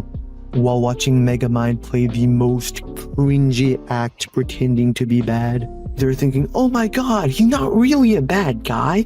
He's just pretending to be bad, but he's really good. Okay, well, realistically, they're thinking, it's the biggest piece of dog shit. But for the sake of this video, let's pretend they're thinking the other thing. So how can we smack them in their face and totally shatter their expectations? Megamind is still evil. That's right, it was all part of his genius plan he came up with in the first movie. He mentions that he has a phase 2. That's basically he wants to set rocket boosters underneath the city to launch it into the base to land on the moon. Don't ask me how that would work. So when he defeated Titan, he pretended to be a good guy. So he would be loved and trusted by the people of Metrocity, so the city would give him access to the underground tunnels, because Megamind said he was just patrolling them. But that's when he was secretly building those rocket boosters for his evil plan. And when he was pretending to be bad for the Doom Syndicate, he wasn't a good guy pretending to be a bad guy, he was a bad guy pretending to be a good guy who was pretending to be a bad guy. Believe it or not, but that sentence makes total sense. So now that Megamind has finished setting up his rocket boosters and is going to the moon, guess who has no choice but to come out of retirement to stop him? Well, that's right, but I can't just make him come out of nowhere. Where's the plot twist in that, friends? Again, we need to apply the same plot twist structure, but instead of giving you an elaborate explanation, I'm just gonna tell you that Metroman is Kiko in disguise. He was using Megamind's watch to disguise himself as a little girl who kept following Megamind throughout the entire movie for the same reason he mentioned in the first movie. He doesn't want to be a superhero anymore and he just wants to retire. But he can't because he's too famous and people keep asking him to do stuff.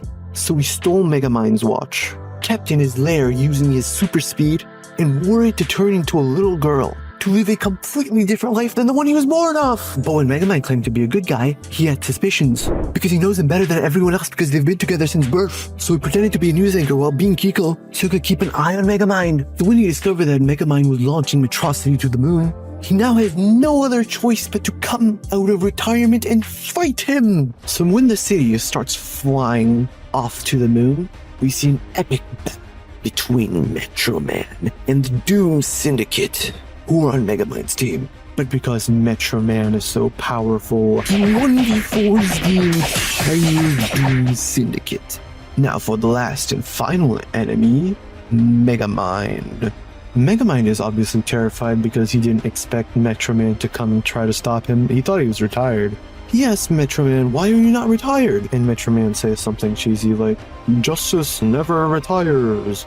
Megamind then tries to flee by using his jetpack to fly off into outer space, and Metro Man follows him in an intense space chase, and Metro Man eventually catches up to Megamind and punches him in the back, destroying his jetpack, slamming him down into the moon floor. Metro Man also slowly lands on the moon as Megamind is weakened. Metro Man says, "It's over, Megamind! Now tell me how to stop the city from launching." Megamind then stands up and does an evil laugh. "Oh, it is over, Metro Man. But not for me, because you've fallen right into my trap." Once again, Megamind smirks and takes out his dehydration gun. "You fool, don't you know that doesn't work on me?" Megamind smirks and says, "I know." And then he fires the gun at the moon and dehydrates it into a little tiny cube just like Gru, while simultaneously throwing a handful of pepper at Metro Man's nose, causing him to sneeze.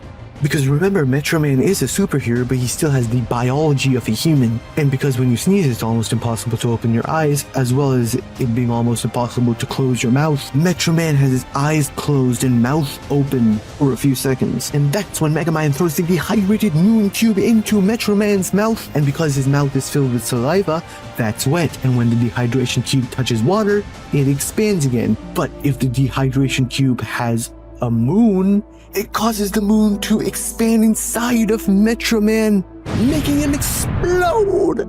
Not even his superpowers could help him eat a freaking moon.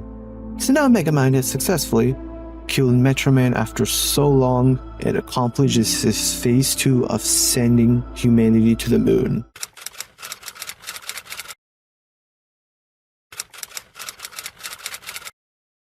Disney back then had bad animation, but great storytelling.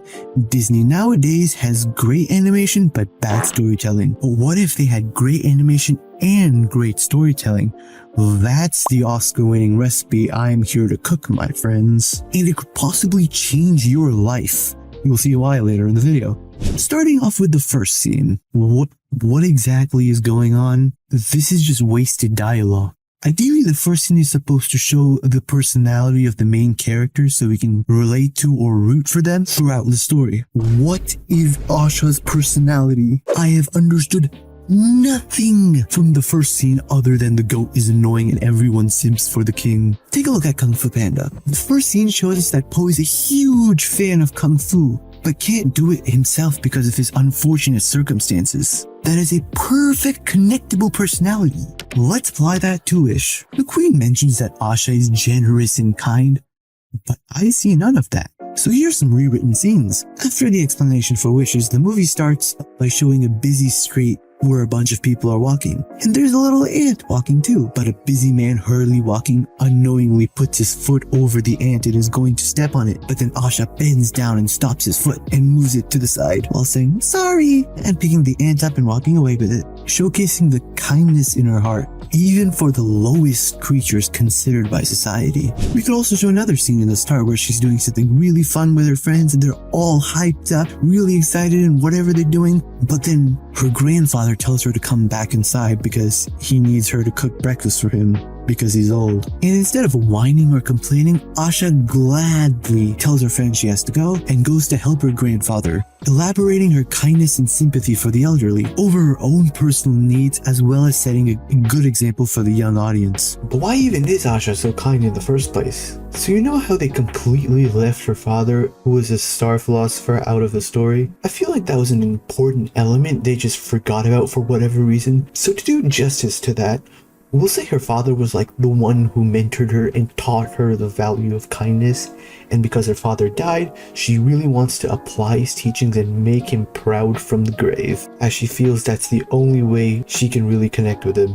Now another important part is the stakes. What are the stakes at the beginning of the story? We see her very excited to go to the interview with the king, but why? Why should I give a damn? I literally do not care if she succeeds or fails, because I don't even know why it's so important for her to be the assistant or the apprentice or whatever. Why does she want to do this? The audience needs to be sitting on the edge of their seat and thinking, oh my god, I really hope she gets the job. So in order to make them feel that way, what we could do is have her say the reason why she wants to be the king's apprentice so bad is because, like I mentioned earlier, she's a pure kind-hearted person and wants to do real good in the world, and being the king's apprentice can help her use her kind heart to make a significant positive change in the world that it's worthy of. Because even though she's kind, she is tired of having to use her kindness to save ants, cook some eggs. Who wouldn't be? I know I would. So now we have created a character the audience can connect with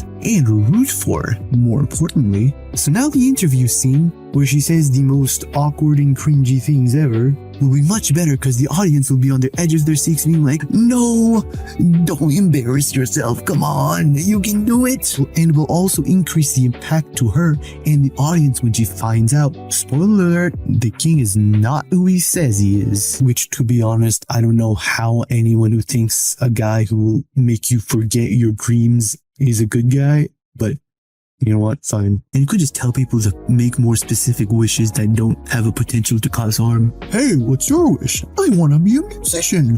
What kind of musician?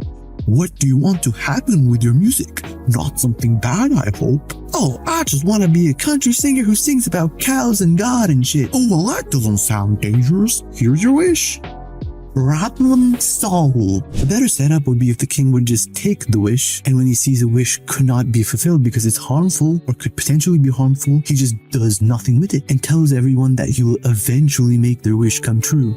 And everyone hopes for it, even though he won't, because of a reason I'll mention in the final part. That's the Oscar winner. But this is also containing a crucial message about how you shouldn't wish for things, you should work for them. Because there is no magic spell that can grant you your dreams. What?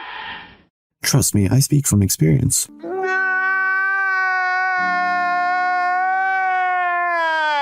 I used to dream and imagine myself becoming a famous YouTuber with my other channels that never found any success because I never put an insane amount of hard work into them. But as soon as I realized that and started a new channel, this one, I spent 12 hours just researching my first one video, which got 100,000 views. I watched every movie review, read every comment on every video talking about it on YouTube, and much more. So that's proof that instead of wishing for your dreams, work for your goals.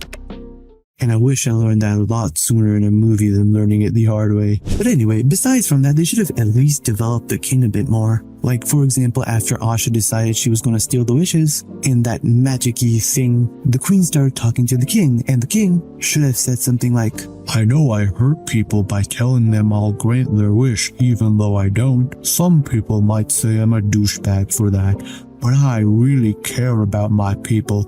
And I can't have them getting wishes that could cause society harm. I'm like a strict father who cares about his son.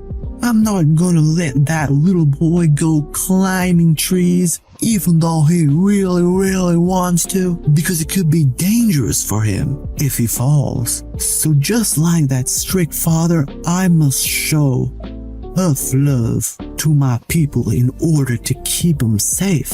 I hope you understand, my queen. This will remove the black and white and good and bad element from the movie, making it more realistic, because in real life, people are rarely always good or purely good and always bad and purely bad. Most people exist in a shade of gray. We could also elaborate more on this by giving a hint of the king's backstory. He mentions that his previous village was destroyed. Maybe it could be because of a bunch of people somehow accomplished their dreams and that caused chaos or something. It would also be a perfect time for him to sing a song while explaining this. I'm a tough love king with a heart that's bold, ruling with firmness as my story is told. Through the trials they face, I help them reach their height, but I can't give them everything, that's not right. I'm no expert on movies and cinema, but I'm pretty sure songs that enhance the story and develop characters is better than just singing for the purpose of singing. Oh my god. I am currently recording this while watching Wish, and I just saw the most disgusting lazy piece of garbage I have seen in my entire career. And that's really saying something because this channel is literally about reviewing terrible movies. Why does Magnifico go from a twisted but somewhat reasonable king to a complete psychopath? Is it a genuinely relatable reason? No!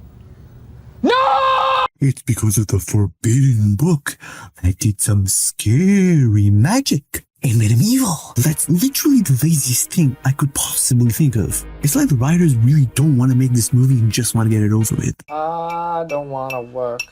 I just want to bang on this mug all day. Did you ask me here for any specific reason? Yes, I did. Okay, yeah, I'll admit he's a narcissist. Which, by the way, is movie writing terms for I don't have time to give this character a genuine backstory, so I'll slap a mental illness on him and then call it a day. But what did people really do to him? I mean, they just asked a few annoying questions, and that one girl, the star out of the sky, big whoop. So here's my rewritten version. The Magnifico is still the tough love king as I described him earlier, and not some crazy narcissist. And yes, I did just find out the king has a name. This time everyone gets impatient and starts blaming Magnifico for not making their dreams come true. Magnifico tries to calm them down and reminds them of the beautiful city he has made for them, but all the villagers don't listen. And soon they start revolting and start a rebellion against him. He's just trying to protect his people from dissolving into chaos. And in return, they rebel against him? Like if that child from the metaphor started throwing a tantrum. Poor strict dad, he works his butt off to provide and care for his son. And when he doesn't allow him to do one thing because he cares for his safety, the ungrateful son forgets everything and throws a tantrum at his dad? Now it makes much more sense for him to sing that banger of a song. And this is the thanks act! No other than Magnifico and Asha, a character who I felt was important but wasn't given a good arc, was Asha's dad. So I have a plot twist. Okay, I know you guys hate my plot twists, but hear me out. I think I finally got it right this time. So the star that Asha hangs out with is a reincarnated version of her father. He died while getting hit by a shooting star and kind of like merged with it or whatever, and came to help her on her journey, but obviously couldn't tell her because he couldn't talk. It may seem a bit cliche. I am your father. I am your father. So you're like my space dad? Yeah. Return with the sun. But it's definitely better than just not having the father at all. Also, the star has literally no personality or motivation to help Asha, so at least this would give it something, right? Alright, there it is. Feel free to flame me in the comments. I can already sense the hundreds of keyboards typing as they record this. And also, why does the star look like what Rosalina has? And now for the life-changing, Oscar-winning part of the video. The ending. I know it will be difficult to beat singing to defeat an all-powerful magician, but let me give it a shot. So just to set it up and clear everything that's happened in my rewrite, Asha is a kind person who wants to help the world on a larger scale. Magnifico is a tough love king who really cares for his people, and the wish bubbles have the power to immediately grant the wisher the wish. But Magnifico keeps all the wish bubbles secretly kept because he thinks everyone getting their wishes creates chaos. Basically takes the wishes, keeps them, and then tells the wisher that he's gonna eventually fulfill it, and they're just gonna have to be patient and wait for their time, and eventually their wish will be granted sometime in their life. So a bunch of people make their wish, hoping one day Magnifico will make it come true. Asha interviews to become Magnifico's assistant, but realizes he will never fulfill some of the wishes that they are praying will be fulfilled anytime soon. She successfully defeats Magnifico because when he casts a spell to turn Asha into stone, Asha picks up one of the mirrors Magnifico loves so much and uses the mirror to block the spell, rebounding it to Magnifico and turning him to stone instead. Talk about a Uno reverse. After that, Asha takes all the wishes and gives them back to everyone. And now for the best part you've all been waiting for. Before you come up with an opinion about it, just listen to the whole thing. The juice is towards the end, even if you don't like the start. When Asha gives all the wish bubbles back to everyone, instead of their wishes being granted, like what they thought would happen, nothing happened. That's right. It turns out Magnifico was a fraud. god and could never do magic and create any wishes. I mean, he does know a little magic, that's why he can create all these wish bubbles and etc. But not so much that he has godlike powers like an all-powerful genie. And that stuff about the tough love king and keeping his people safe was all lies he would tell his wife, the queen, to ensure that she would still love him, because he was really narcissist all along, who just wanted to be praised like a god by his people. At least now his narcissism makes sense, instead of it just being used as a replacement of actual character development. Yes, most of his character development has kind of been destroyed, but this time it actually serves a purpose, giving the audience a cool surprise and twist, because the audience would be sympathizing with him and thinking, hey, he's actually kind of a reasonable dude. So they would be like, what? He's not? And also we already got the audience to like him and enjoy his character development throughout the entire movie, so yeah. Now, whether or not you like the specifics about Magnifico, that's not the main reason. The main reason for this is because when all the wishes are returned and everyone realizes they're fake, they realize they have been wasting their time just hoping for wishes to come true, emphasizing the message I mentioned earlier about how you shouldn't hope for your dreams but work for your goals. There is no magic potion that you will stumble upon to magically make your dreams come true. You have to work tirelessly for that. You may be thinking these people are idiots for doing such a stupid thing, but to be honest, the exact same thing happens in real life without the magic. I asked my friend, what do you want to be when you grow up? He said he wants to be a professional basketball player and play in the NBA. I was like, oh, that's nice. How many hours do you practice a day, man? He said, oh, just a few hours here and there in the week when I get time. And I'm thinking, you want to be one of the best amongst 8 billion people at basketball. So you're not willing to work harder than 8 billion people? This is what I mean. Stop asking for huge things and doing so little, just hoping they would come true out of nowhere and just imagining them in your head without any real plan of implementation. Do it! Just do it! This is an important message people like that desperately need, like myself from a while ago. This is what movies should really be about. It should be an art form where you poetically convey experiences from your past to teach the audience an important message, just like what other art forms are about, like writing poetry, painting a painting, drawing art, etc. Movies need that. It would be so fun to have that, but in movies, rather than some soulless, fancy animations designed specifically to make money. What if I told you I turned one of the worst Disney villains of all time into one of the best Disney villains of all time? Guaranteed to bring even the most thick-skinned audience to tears. Because I spent a crap ton of hours researching human psychology to give you guys the artistic movie villain you deserve. But first, let me explain why how they wrote him is... It's the biggest piece of dog that I have ever heard. Deepening Magnifico was a narcissist, which is writing terms for I don't have enough time to give my character a genuine motive or backstory, so I'll just slap a mental illness on him and call it a day. Why is this bad, you may ask?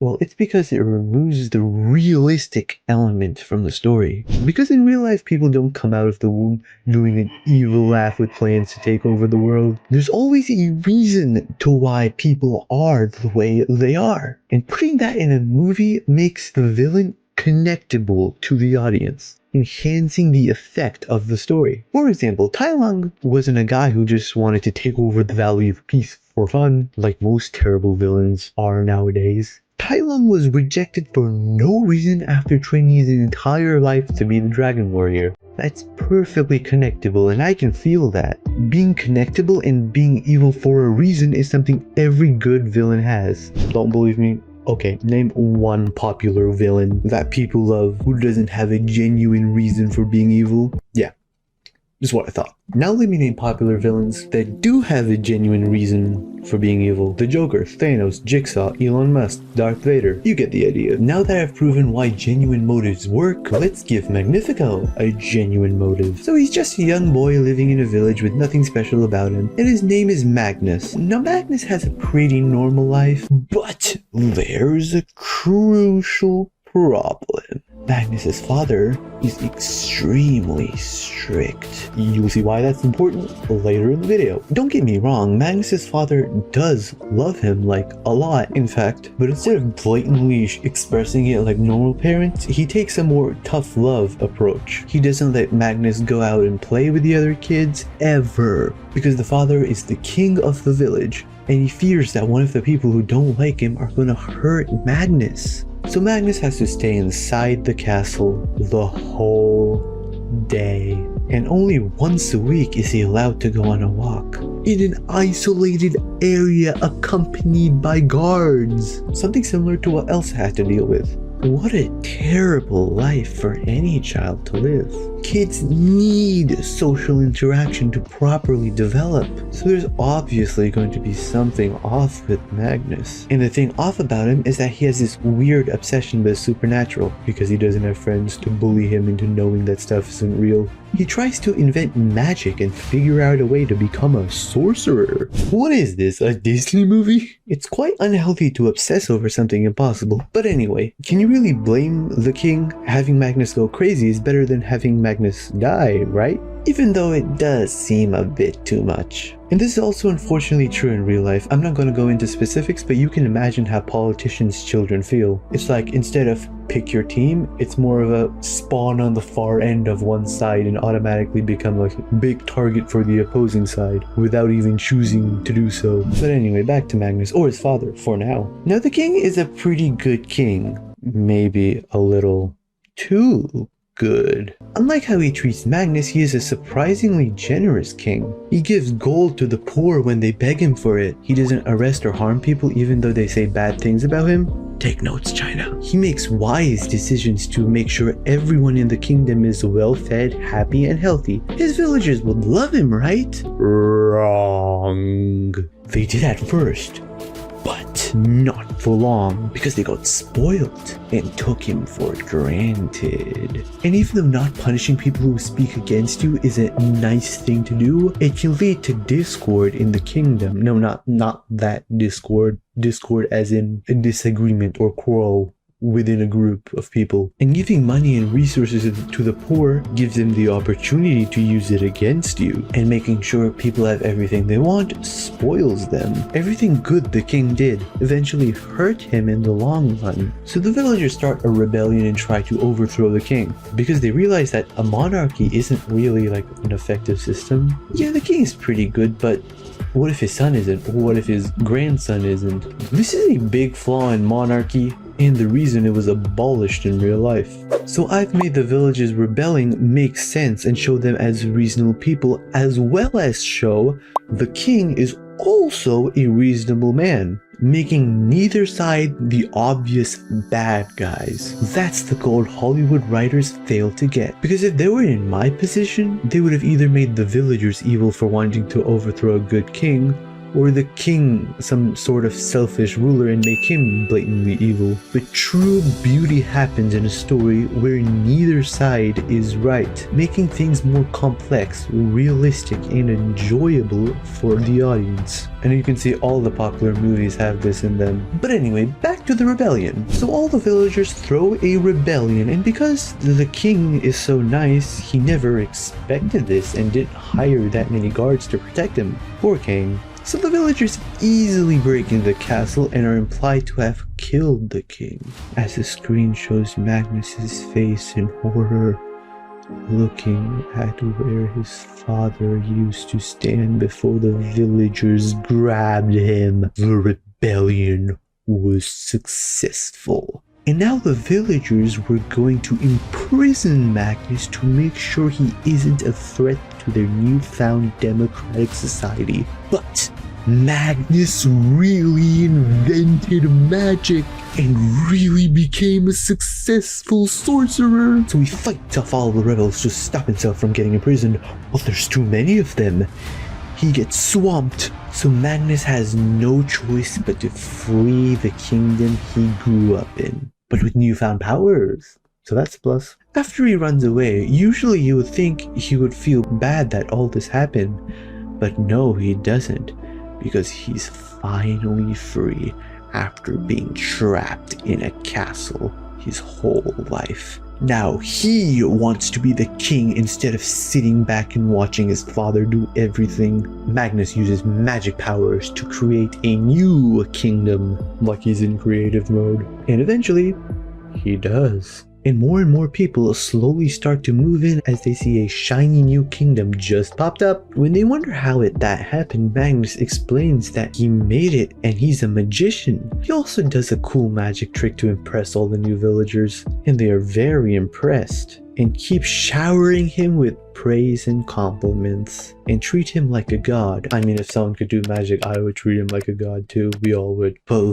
that, ladies and gentlemen, is the reason for his narcissism. Because I've been strategically designing the story for this specific moment. Because studies show the three main things that can make someone a narcissist is 1. Lack of social connection resulting in a lack of empathy for others. Check.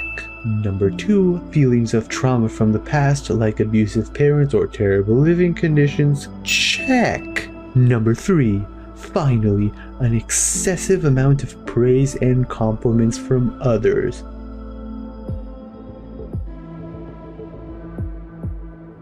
Check, and checkmate, Disney. I've given Magnifico a genuine reason for being the narcissist he is, that you with your millions of dollars failed to do, as well as a good reason for not fulfilling people's wishes, because he has learned from his father's mistakes and knows why he shouldn't give people everything they desire, as well as applying the tough love his father showed him to his people. And that is when he changes his name from Magnus to Magnifico, emphasizing the narcissist he has turned into.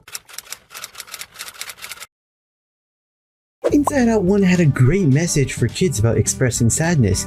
Inside Out 2 had a great message for teens about controlling anxiety. But never before has there been a message for adults, which would be a perfect idea for a third sequel. The new emotions this time are going to be the most complex and dark yet, with the dark secret from Inside Out 2 not being an actual secret, but a secret emotion, hatred, along with pride and greed. They're all darker and more extreme versions of the original emotions. Like greed would be a darker version of joy. We're greedy for things because they make us feel joy. Hatred would be a darker version of anger, who would say and do more extreme things because hatred evolves from anger.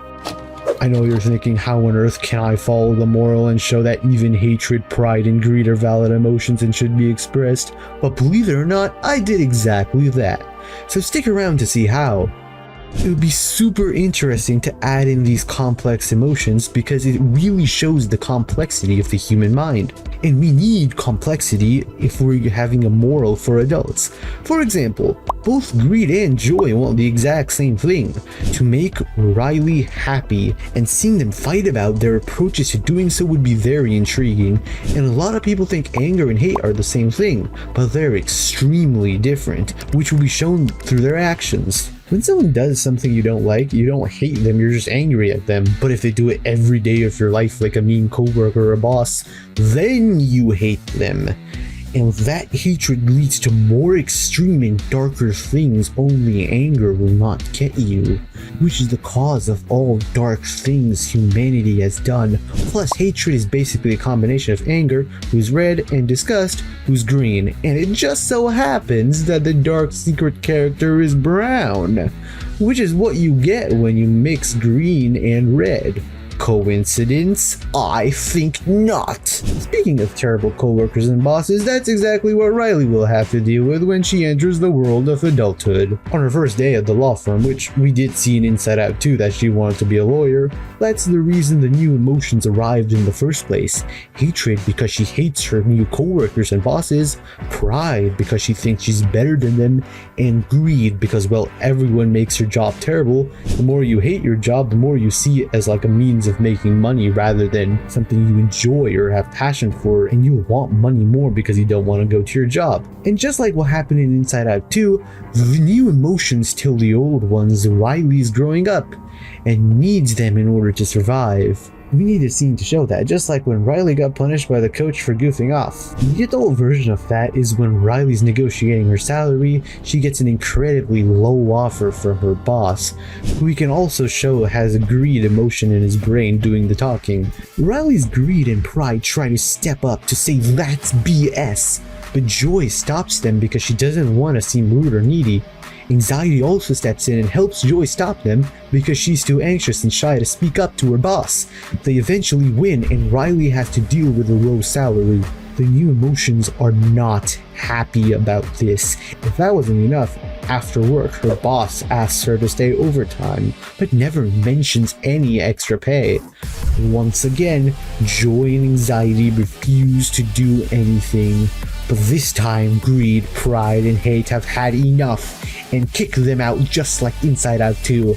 Hate plans on doing something terrible to the boss, like creating fake documents framing him for taking bribes for performing illegal corrupt practices, sending him to prison for a crime he didn't commit, ruining years of his hard work. That's something not even a jerk would deserve. The emotions must get back to headquarters in time to stop that, making the stake higher than running away or just joining a hockey team. Now the whole they leave the headquarters and have to find a way back has already been used twice and would get repetitive if we used it again. So a much better idea I have is... I'll get back to that, but first I'm putting a pause on all the serious elements. There must also be some comedy because at the end of the day, it's still an Inside Out movie. And it has to have funny things revolving around the lives of adults. So a funny idea would be when Riley finds out she has to pay 30% of her income to the government for absolutely nothing in return. Not only that, but she must also do the math to figure out how much that is as well. And anger just keeps lashing out. Another moment will be when they drink coffee expecting Joy to get boosted and be bigger, but instead anxiety just gets bigger.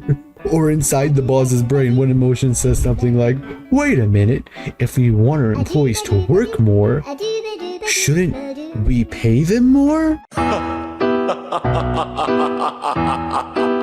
Good one! The other emotions just laugh at him. Finally, one last joke I thought of is when her boss asks an annoying question like, it's taking too long, when are you going to finish this? Anger just stomps toward the control panel yelling, I'll tell you why, because your stupid instructions were so goddamn confusing, while all the other emotions try very hard to hold him back. Exactly what happens in real life, when all you want to do is just yell your lungs out at someone but can't. You have to use every cell of your brain to stop yourself from doing so. In the end of the scene, Anger, while being held back, manages to slip his hand through and press one button by reaching his finger to the control panel, and Riley says, alright, I'll get to it, in a very slightly annoyed tone. Okay, funny time is over. Back to the story. This time, when the emotions get kicked out, I have 3 options to keep things new and original. 1, they're in the same place as usual, but there's some sort of black plague that keeps infecting the memories, islands, and everything else. That plague is the hate plague, because when you are consumed by hate, you perceive the memories differently. Like when her coworkers don't carry their weight and make her do everything, the memory of her doing a favor for that friend girl in the start of Inside Out 2, whose stuff she helped pick up, turns black and brown, the color of hate. Because she now sees that as being taken advantage of by her friend, as she stops seeing favors as good things. It's also harmful to the emotions if they touch the blackness, so they have to avoid it on their journey. But eventually some of them get touched by it, and they too become hateful versions of themselves, like a zombie bite infection that turns people into zombies. 2. The emotions, instead of staying in Riley's head, come out into the real world. It would be awesome to see Joy actually meet Riley. I don't know how that would work or how it would happen. All I know is that it would be pretty freaking cool. But feel free to elaborate this idea in the comments. 3. Just like 2, but instead they get sent to a different part of the brain. A darker one. This one's in charge of giving you nightmares.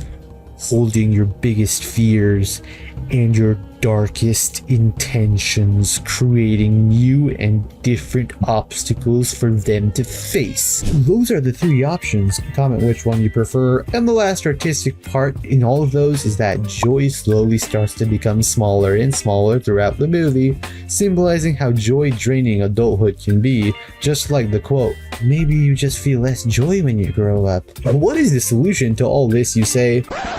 Adulthood seems pretty horrible so far with the shitty job, terrible new emotions. How the hell can hate, pride, and greed be a good thing? What possible message could you make out of this film fixer? Well, buckle up, because this is the best part of the video. Hate is usually given a bad reputation, but hate is sometimes a good thing. Without hate, nothing bad will ever change. If people didn't hate slavery, will they fight a brutal war trying to abolish it? If people didn't hate cancer and watching their family die because of it, would we be working so hard to develop a cure? Hate is the fuel of positive change if you use it right, instead of letting it get out of control and doing bad things because of it. Without greed, without wanting anything, would we really have anything? Like, if you didn't want any money, you would be homeless on the street. Greed is also a good thing when you use it in control. Like, if Henry Ford wasn't greedy for money, would we really have cars today, or would we still be having to walk everywhere?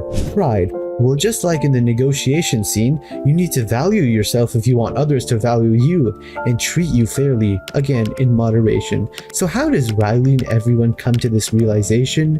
Well, that's a good question. I totally thought about that before giving the entire speech. After all, hope is lost and the emotions get trapped in a cage somehow, which I don't have the budget to show. Pretend you just saw something really cool. They realize their flaw and get enlightened on how we were just pretending a bad situation is fine when it's not, instead of trying to change it, like they should be doing. They channel their hate in the right direction and dig underground with their bare hands and escape the cage. Emotions are able to be different emotions from what they are because joy did snap an Inside Out too. They arrive at the headquarters and negotiate a deal with hate. Instead of framing the boss and sending him to prison, Riley channels her hate in a positive way. She works tirelessly hard and she starts her own law firm and puts her old one out of business because her employees were much more productive due to them being well treated and well paid. She also makes sure they treat each other well and nobody has to do all the work like she did. Or instead, she climbs the corporate ladder of the same company she works for and eventually becomes the boss herself. And when she does, she makes sure to treat her employees with respect and pay them well. But maybe she even climbed to a higher rank than her boss and fired him for mistreating employees. Riley used her hatred to work towards a positive change. I wrote a masterpiece 5th Kung Fu Panda sequel that will save the franchise. And I bet my toes you'll be in tears by the end of this video. The movie starts off like Poe's dream in the first Kung Fu Panda movie, but it's no dream, it's actually happening, with the 3D not 2D animation as Poe walks across that bridge in the same majestical outfit he dreamed of, showcasing how far he has come, and that he has finally become the great Kung Fu master he's wanted to be since the very beginning, as a deep voiced narrator says exactly what Poe said in the first movie. Legend tells of a legendary warrior whose kung fu skills were the stuff of legend. And Poe walks into that restaurant all dramatic, and when he enters, everyone drops their drinks. Their eyes go wide open in shock. They all stand up, gather around the dragon warrior, as there is suspenseful silence.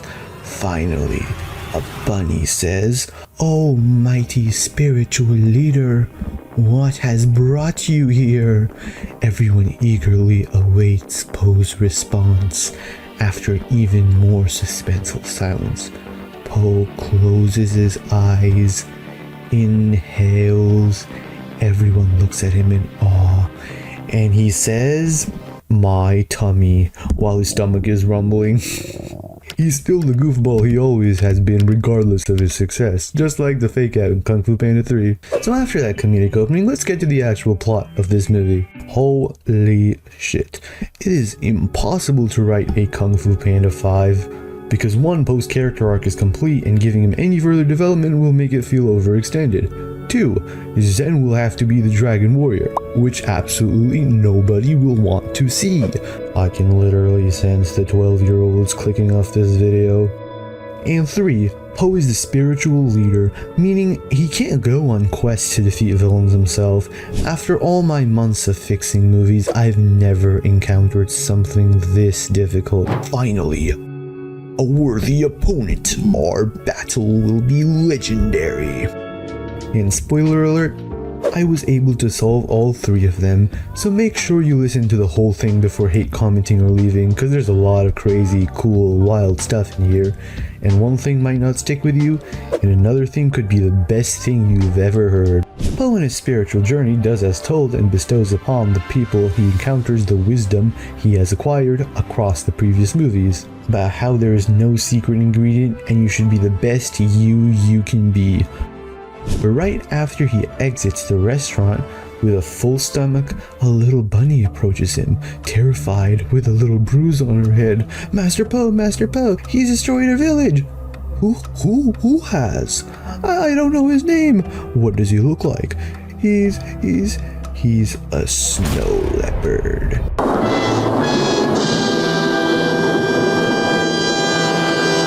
What? A snow leopard? Could it be Tai Lung? Or someone else? Someone much worse? You will find out soon. I'll get back to that later because this next part is probably the best in the video. Since Po is so majestic and spirity, he decides he can no longer fight battles and save people like he used to. Someone else will have to do it, because what happens when Po eventually passes away? Like, nobody else is going to have the capabilities to protect the world. Well, that's why he needs to train someone. So he decides to go back to the Valley of Peace and train Zhen. Now this time her character will actually grow and evolve like a real Kung Fu Panda character, so people will hate her less. Now during the training, here's the best part I was talking about. Zhen does terribly and keeps getting distracted by her old habits of stealing and other shenanigans like messing with fireworks. Now Po does the exact same thing Shifu did to him. He finds a new creative way to train Zhen, unlike normal training. It will be like Shifu's drills, but instead of food, it's gold or shiny artifacts. It would be truly amazing to see Po pass on the tradition, and this will truly show that the student has become the master. More of what I mentioned in the first part of the video. Meanwhile, just like in Kung Fu Panda 1, Tigress and the Furious 5 think Po's decision is stupid. Like, why would he waste his time training someone when an entire village is being controlled by an evil villain? I mean, just defeat the villain and then do the training, right? Because who knows what all the mysterious snow leopard is doing to those poor, innocent people. But Po doesn't listen and doesn't even bother to give an explanation like most wise masters do.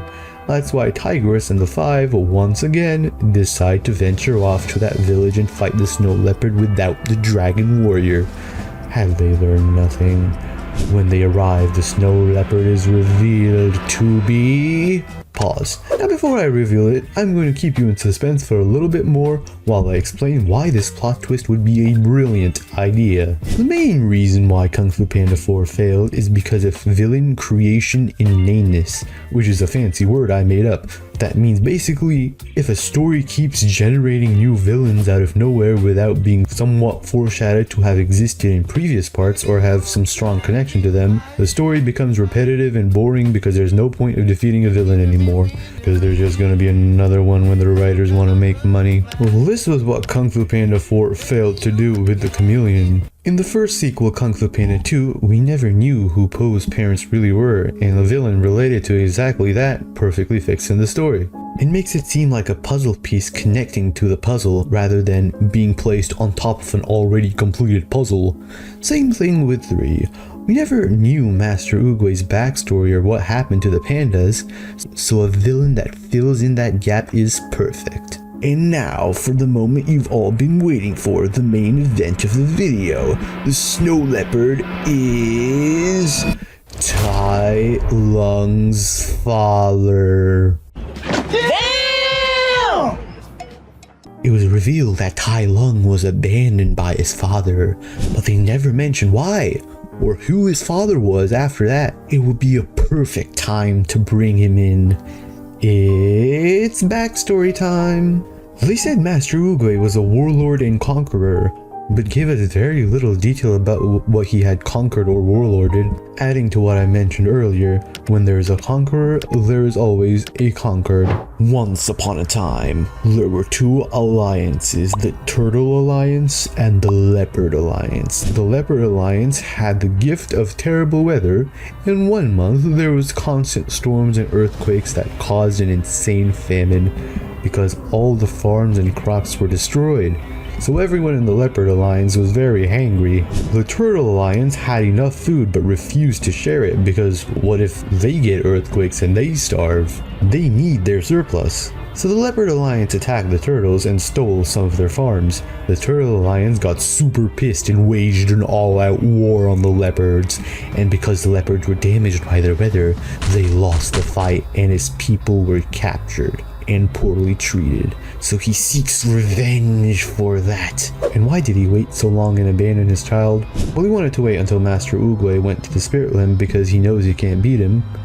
But then Po became the Dragon Warrior, and since he beat so many other powerful villains, Tai Lung's father again cowered and thought he wouldn't beat him. Now that Po is retired and the new Dragon Warrior is stupid, that's the perfect window of opportunity for him. And he didn't abandon Tai Lung, he saved Tai Lung and sent him to a better world because his nation was captured and living very poorly because of Master Oogway, like I mentioned earlier. So giving him a new life in a better world, being trained by a Kung Fu master, would be the best thing for him. And on top of all that, Tai Lung was good at Kung Fu because he had his father's genetics, meaning that his father is even deadlier, making him an even better villain. And that is perfectly demonstrated when the Furious Five confront him and get their butts whooped all together by Tai Lung's father. He beats them up super easily, like Darth Vader in that one Star Wars scene.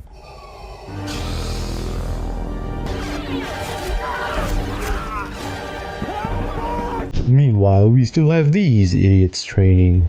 Zhen feels disappointed and feels she isn't ready to fight Tai Lung's father because all she is a tiny, weak thief. She wasn't able to stop her habit even with Po's training. There is no hope. She's always going to be that pathetic dopamine junkie child. Just like how Po felt in the first movie. But Tai Lung's father is coming to invade the Valley of Peace, so he has no choice. When the final confrontation happens, Tai Lung's father says, "Where's the Dragon Warrior?" And the same shenanigan that Tai Lung did to Po in the first movie. After the usual childish trash talk, Tai Lung's father looks at Zhen, and Zhen looks at Tai Lung's father. After an intense staring contest, they begin the final fight. Zhen keeps dodging his blades, but eventually gets surprise kicked in the chest and falls down. As Tai Lung's father is about to finish her off, he raises his blades. Zhen slowly closes her eyes, takes a deep breath, and says, "Just get it over with." And Zhen gets stabbed. Wait a minute, the father's blades are plastic! Because Zhen became the best she could be and used her stealing abilities to pickpocket his knives on his way here and replace them. Even though she couldn't break her bad habit, she used it for something good this time. She took a bad part of her, didn't remove it, but changed it. Which is the entire moral of the Kung Fu Panda series. Take your personality, mold it into something great, not try to get a different one. Become the best you, not a different you. And this rewrite will for sure keep that tradition. Then Zhen takes out the real knives and throws them at the father's feet, and while he is immobilized, Zhen stands up and does the Wu Shi finger hold on him. She looks at Po standing hidden in the corner, and Po nods his head. And Zhen says, "Skadoosh," and sends him straight to the spirit realm. What an ending. And after that, everyone's happy and Po bows to Zhen. Po realizes the Valley of Peace is safe, and his work here is done. He can now finally rest as he goes to the spirit realm just like Master Oogway, and the cycle continues. If you enjoyed me writing Kung Fu Panda 5, then you would love me writing Kung Fu Panda 4, so click on one of these videos here.